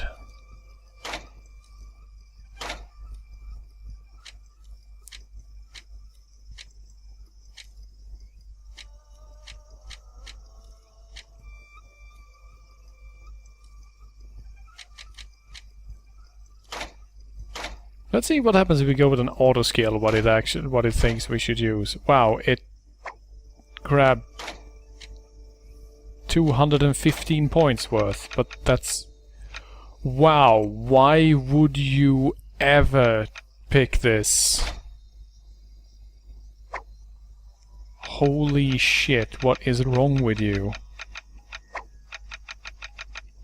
So it basically picks only the worst possible techniques it could find and nothing else.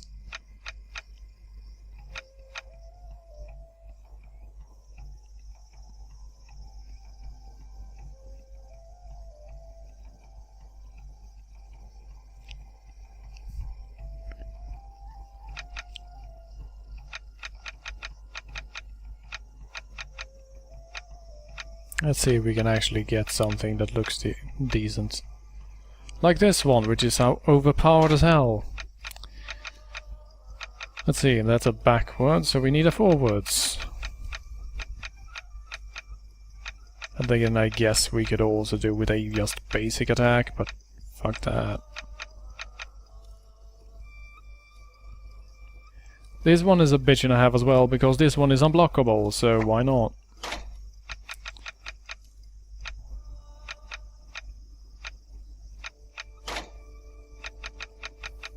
Right, well that's pretty much everything we need. Now this one, however, is a bit more complicated. What the hell do we name this one?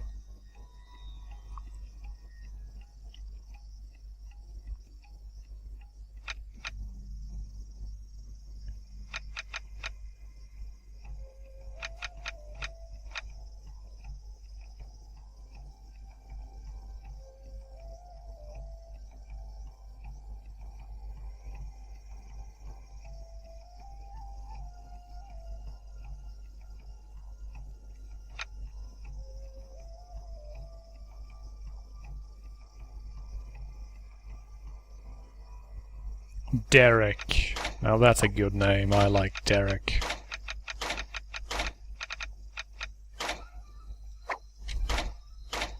There we go. Okay, let's see. We're probably going to have to bring that weapon, because let's upgrade that paper sword and I'll show you how upgrading works.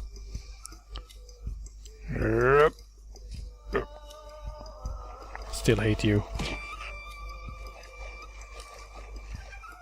I sincerely hope that you're in horrible pain. Alright, let's discard this shit. Store that. And then we bring out Derek. Which should be at the end here. No, wait, it's currently sorted by attack, I believe. Jeez, then where the hell is it? There's Derek. Let's actually equip that and have a look at it. Yeah.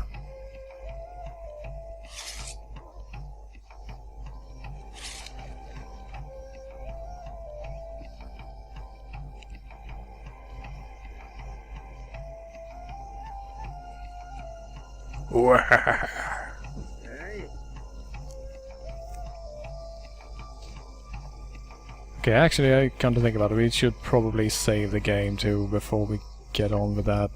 Because you will really want a save spot immediately before you do this. Because otherwise everything will go to hell.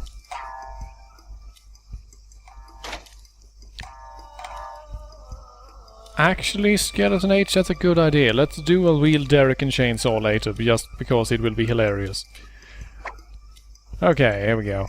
Also, they have a horse for some reason. Why the hell do they have a horse? That makes no sense. Horses are terrible beasts of burden.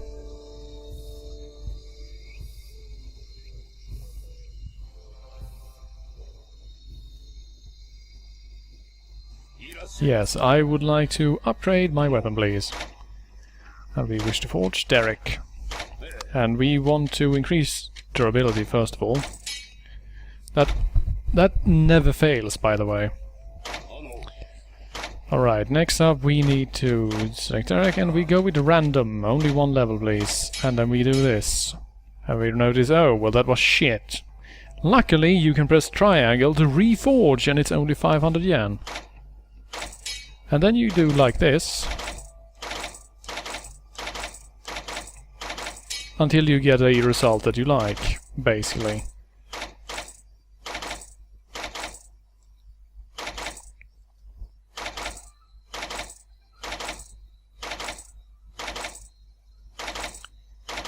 There we go, hell yes, absolute best possible result, plus 15, plus 15. This is exceptionally rare. This happens roughly once in every 15,000 forgings, so that one we're keeping, okay. Right. If you actually get a plus 15, then it's just incredible luck. I am amazed that that actually happened on stream and not while I was trying to upgrade my swords in single player, you assholes. Right.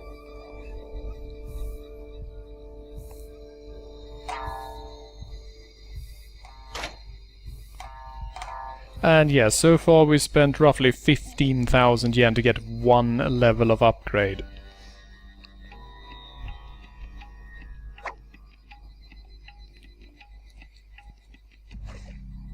And then it should be mentioned that, as I said earlier, you can expect to make a few thousand with each playthrough. So yeah. Now, will that plus 15 make a big difference, you ask? Actually, it will, because if we hop in here quickly and just look at the different skills, you can see that Ren, the basic attacks, does 50. Now, plus 15 not only adds plus 15 base damage, it also works as a percentage. Which means that all attacks have now increased. So Ren, it has a base damage of 65 plus 15%. So as long as you just keep going crazy, you can reach abnormously hilarious heights of just instant killing everything getting in your way.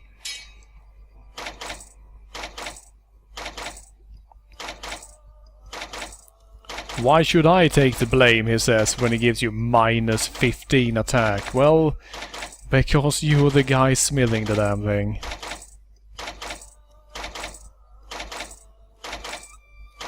Effort is the most important thing, right? His line of "it wasn't on purpose" also really sort of pisses me off. If you actually broke my sword on purpose, I would be sort of annoyed.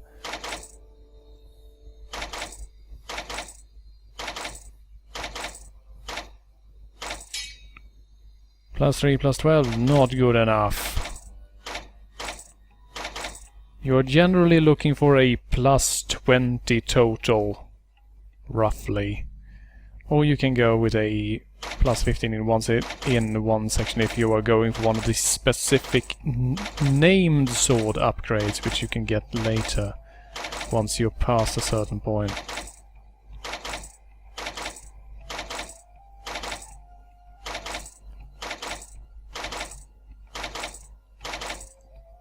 Plus 9, plus 4, yeah, sure, whatever. Here we go, plus 8, plus 14, that's very workable. Head over to save again.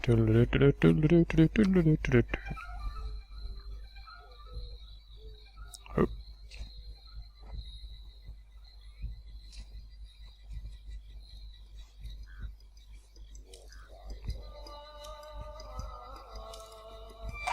We are very nearly out of yen. That is a very sound observation, Glass Jesus. That is entirely correct.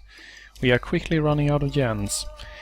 And yeah, this is basically 12 playthroughs worth of money we burnt on this one sword, and we've only reached 2 upgrade levels. Lurkopter wishes to know if this game has a time limit of sorts. Well, sort of, kind of. I think it's at 27 days in, the final inkling always fires no matter what. But you can still keep playing as long as you don't go to the wrong place.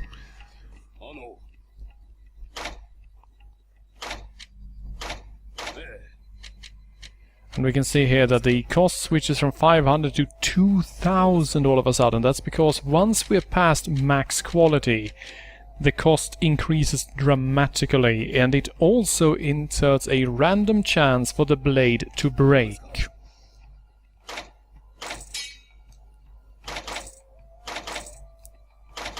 Oh hey, plus 7, plus 15, don't mind if I do. Thank you very much.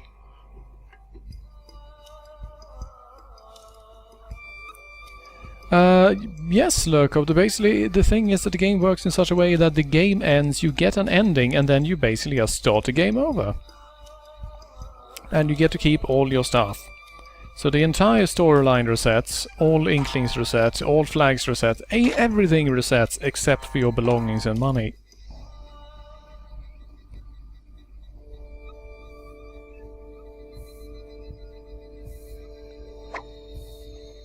Now then, let's risk a few more, well, just one more upgrade line, and we'll see if we just get lucky.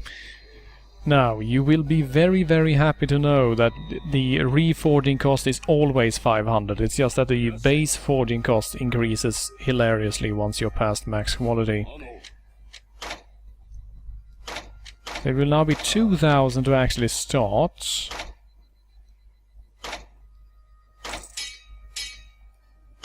It's still the same retry cost. And the chances of getting a good result are dramatically lowered as well, which means that you are very unlikely to see the high bonuses now. And we're fucked. Now then, what do? Well, simple, you hold down L1, R1, select and start.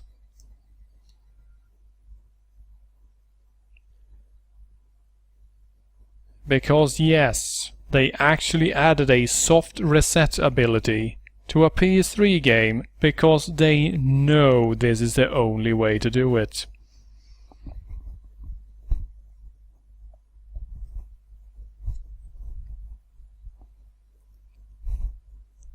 Seriously, when was the last time you played a current generation video game with a soft reset function? Seriously.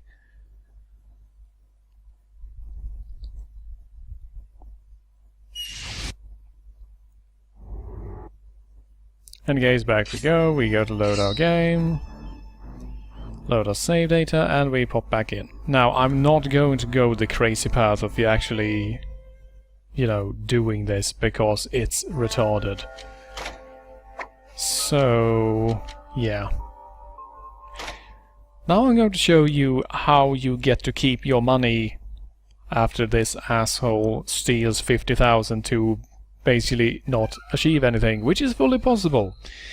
Because you can get to the point where you have 1 or 2 possible upgrade levels left and you spend 60,000 yen and he doesn't manage to give you a decent savable stat bonus throughout the whole damn thing. This is entirely possible.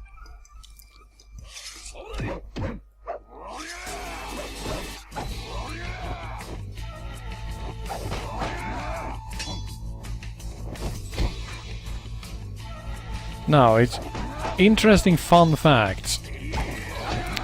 In this game, in your records for how long you've been playing and so on, there is something called your most hated enemy. And for anyone who has played this game for any sort of time, that is guaranteed to be one of the Dojima brothers. Because you will always be looking to smash their shit after they take all your money.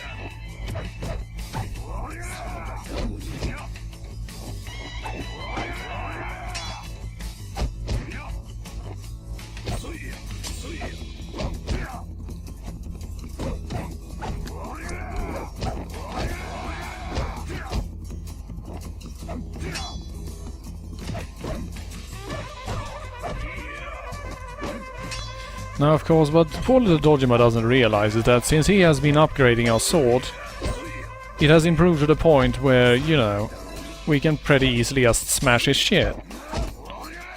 You should have thought about that before you actually allowed us to take our sword back.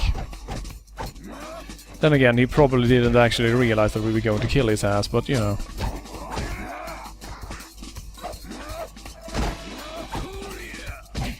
There we go, and oh hey, what do we have here? 49,200 yen. Also, while we're at it, we can dig through his corpse. And he almost always has a basic upgrade thing. Actually, I should probably show those as well. Because you can also pick up things like blade powder, which guarantees +5 attack, but never do this.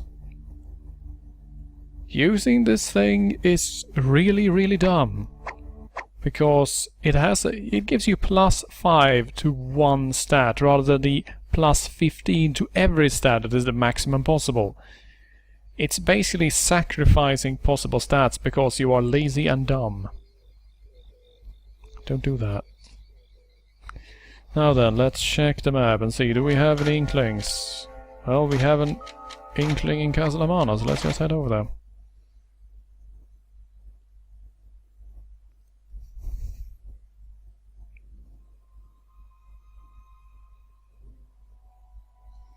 Now then, is it a... Yep, it's him again. Shuzen wishes to chat with us. But you know what, Shuzen? I've had enough of your bullshit. I'm going to end you. We are going to get an ending to this game at last.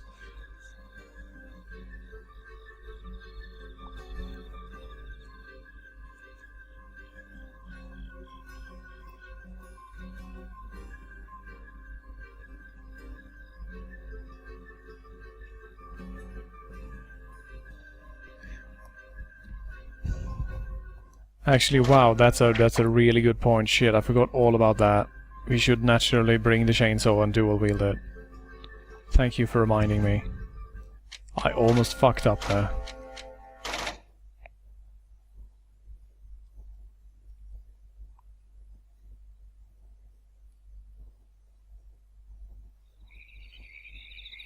I'm sorry. It actually sort of helps us anyway, because then we can actually take a nap here and regain our health while we're at it. No, you're not stealing my money, you piece of shit! Get away, get away! I hate you.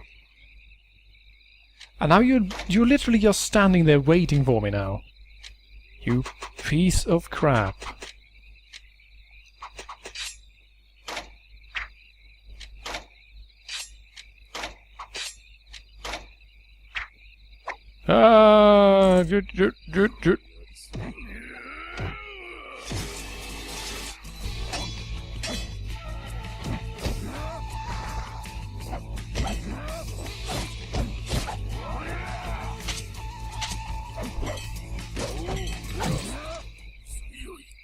He actually stole 2,000 yen, the son of a bitch, because here's the thing. The amount he steals is based on how much money you are carrying. Which means that if he slams into you a few times, you can easily lose 6, 7 or even 10,000 yen, and that is not a fun thing.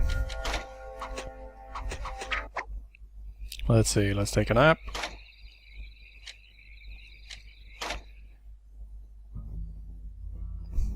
Yeah, I'm just gonna leave it there and rot.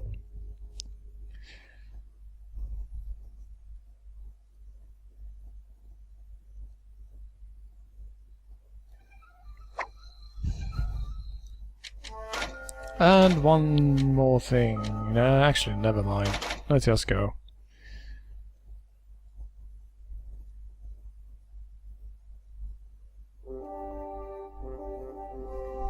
I thought we could stop by the older brother's place and actually upgrade chainsaw a bit as well, but I realized, nah.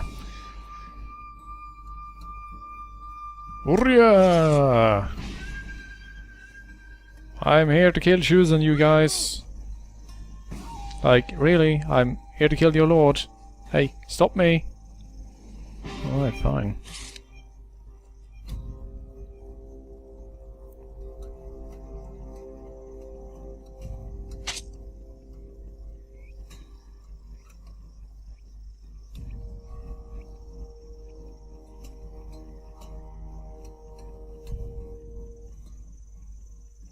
Man, the run here is longer than actually getting to this area from your starting point, seriously.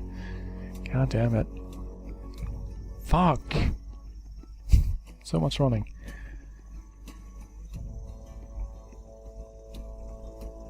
Let's hope that Shuzen is actually in now. It would be a sort of a anticlimax if he's out doing something. Urya. Shuzen, you in? Hello? Ah, you are. Splendid. I have come to challenge you.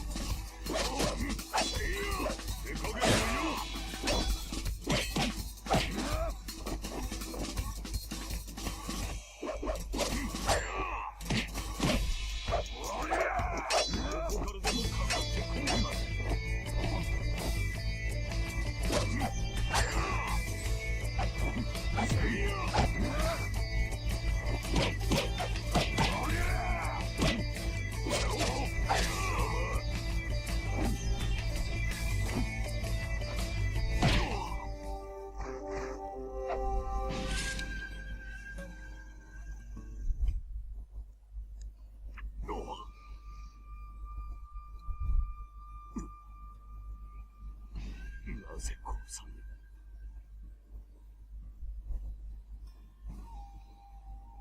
わしを殺し、天下を取ろうとする者が、そんな甘いことで何とする。見損なうな。わしは藤森修善ぞ。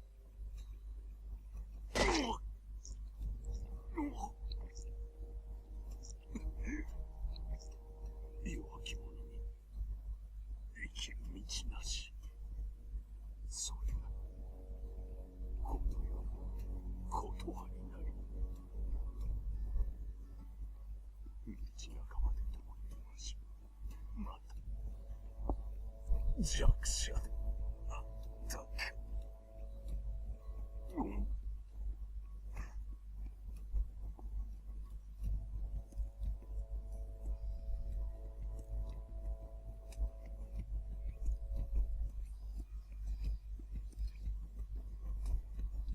急転直下の暗殺劇。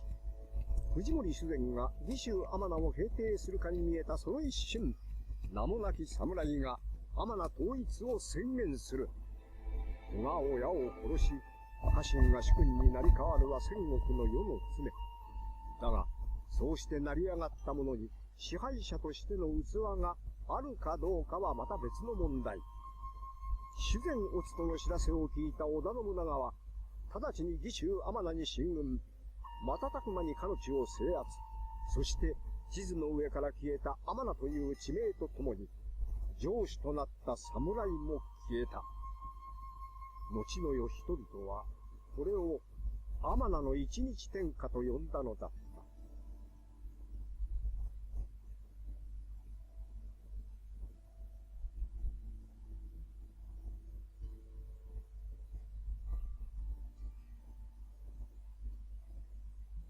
We beat the game!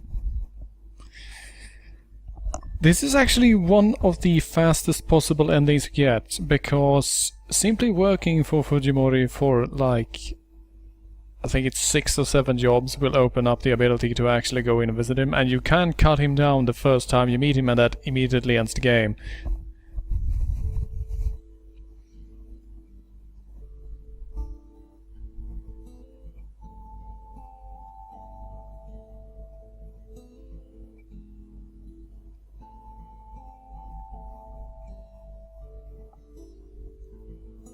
This is of course one of the most absolute boring endings narrative-wise, because there's really nothing dramatic about it. We just march in there and cut him down, and then we sit down on his pillow and wait for Oda Nobunaga to appear.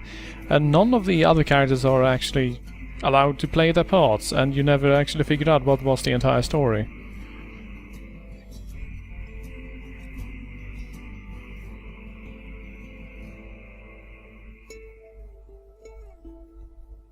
Yeah.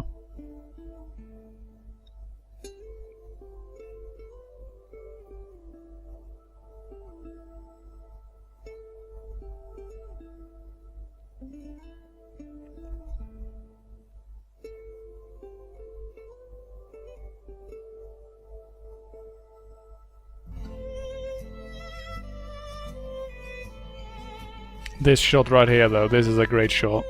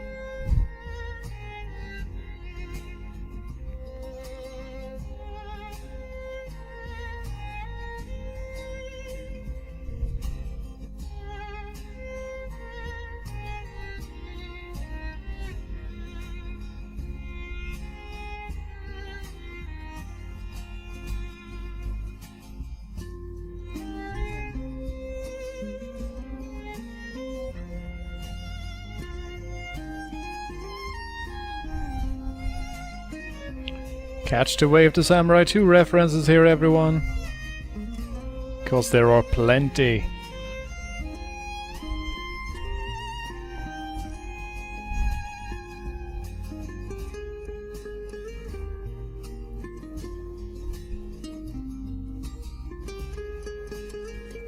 Yep. Powered by Gamebryo. Didn't expect that one, did you?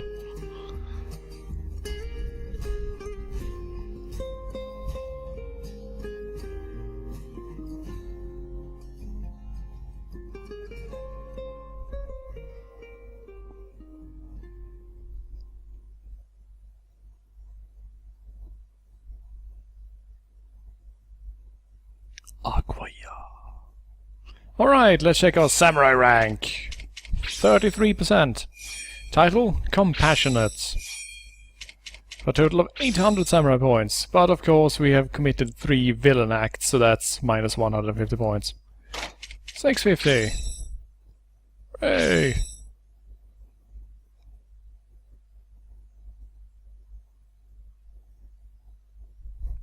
Yeah. Yeah, I kicked the old lady. No, wait, I kicked the old lady twice, but I also grabbed the little kid and kicked him so hard he did a 6-time side flip onto his head. Samurai rank basically measures how much of the storyline you went through, how many honorable things you've done, and basically how close to an actual samurai you behaved. For example, if you loot corpses, kick corpses, hit people that are trying to escape and so on, you take a samurai rank penalty. It's actually sort of hard to get some of the in-between ranks, because getting a really high samurai rank and getting a really low samurai rank are both extremely easy. But getting the ones that are like 69%, 74% and so on is really hard. Alright, we actually played for 3 hours and 35 minutes, really? Oh my god. And yeah, the Compassionate Samurai apparently killed 232 people. And oh right, that's why the ghost was wearing such a low-cut dress. We actually did a shameful slash on her. There you go. Kicked, dead, 4. Yeah. Successful jobs 9, 81 conversation, and the kill rate. Yes, the kill rate is actually interesting because there is a really, really difficult ending to get where you need a 100% kill rate. That means that you have to kill every single NPC, every single background character, every single possible encounter, and every single person that only activates past a certain point. And that is really, really hard. That is really, really hard. And the ending is really, really creepy too, because the narrative basically explains that Oda Nobunaga's forces arrive and the entirety of Amano is just empty. There is no sign of life. There are just rotting corpses and blood everywhere, and they never figure out who did it.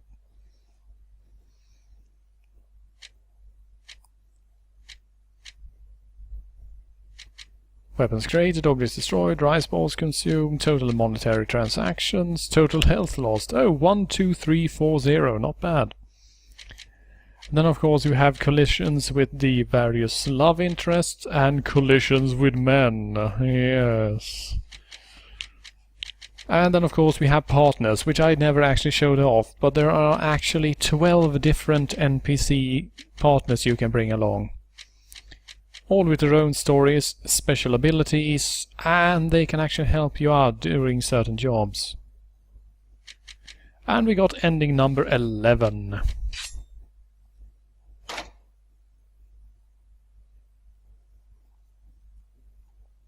And it was Death of Shuzen 3, because there are 4 separate killing Shuzen endings that where you don't kill him at the end of the big plot.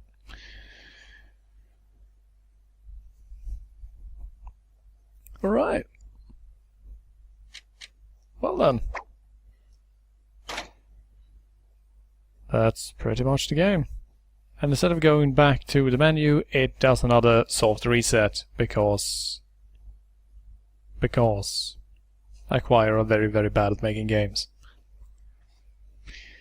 Right, so I have 1 minute until the regular stream is supposed to start, but yeah, I'm just basically going to shut the stream down and visit the bathroom a quickie, and then Psy Alpha and someone else is joining me for Call of Cthulhu Dark Corners of the Earth. No Skull Samurai in that, I'm afraid, but yeah.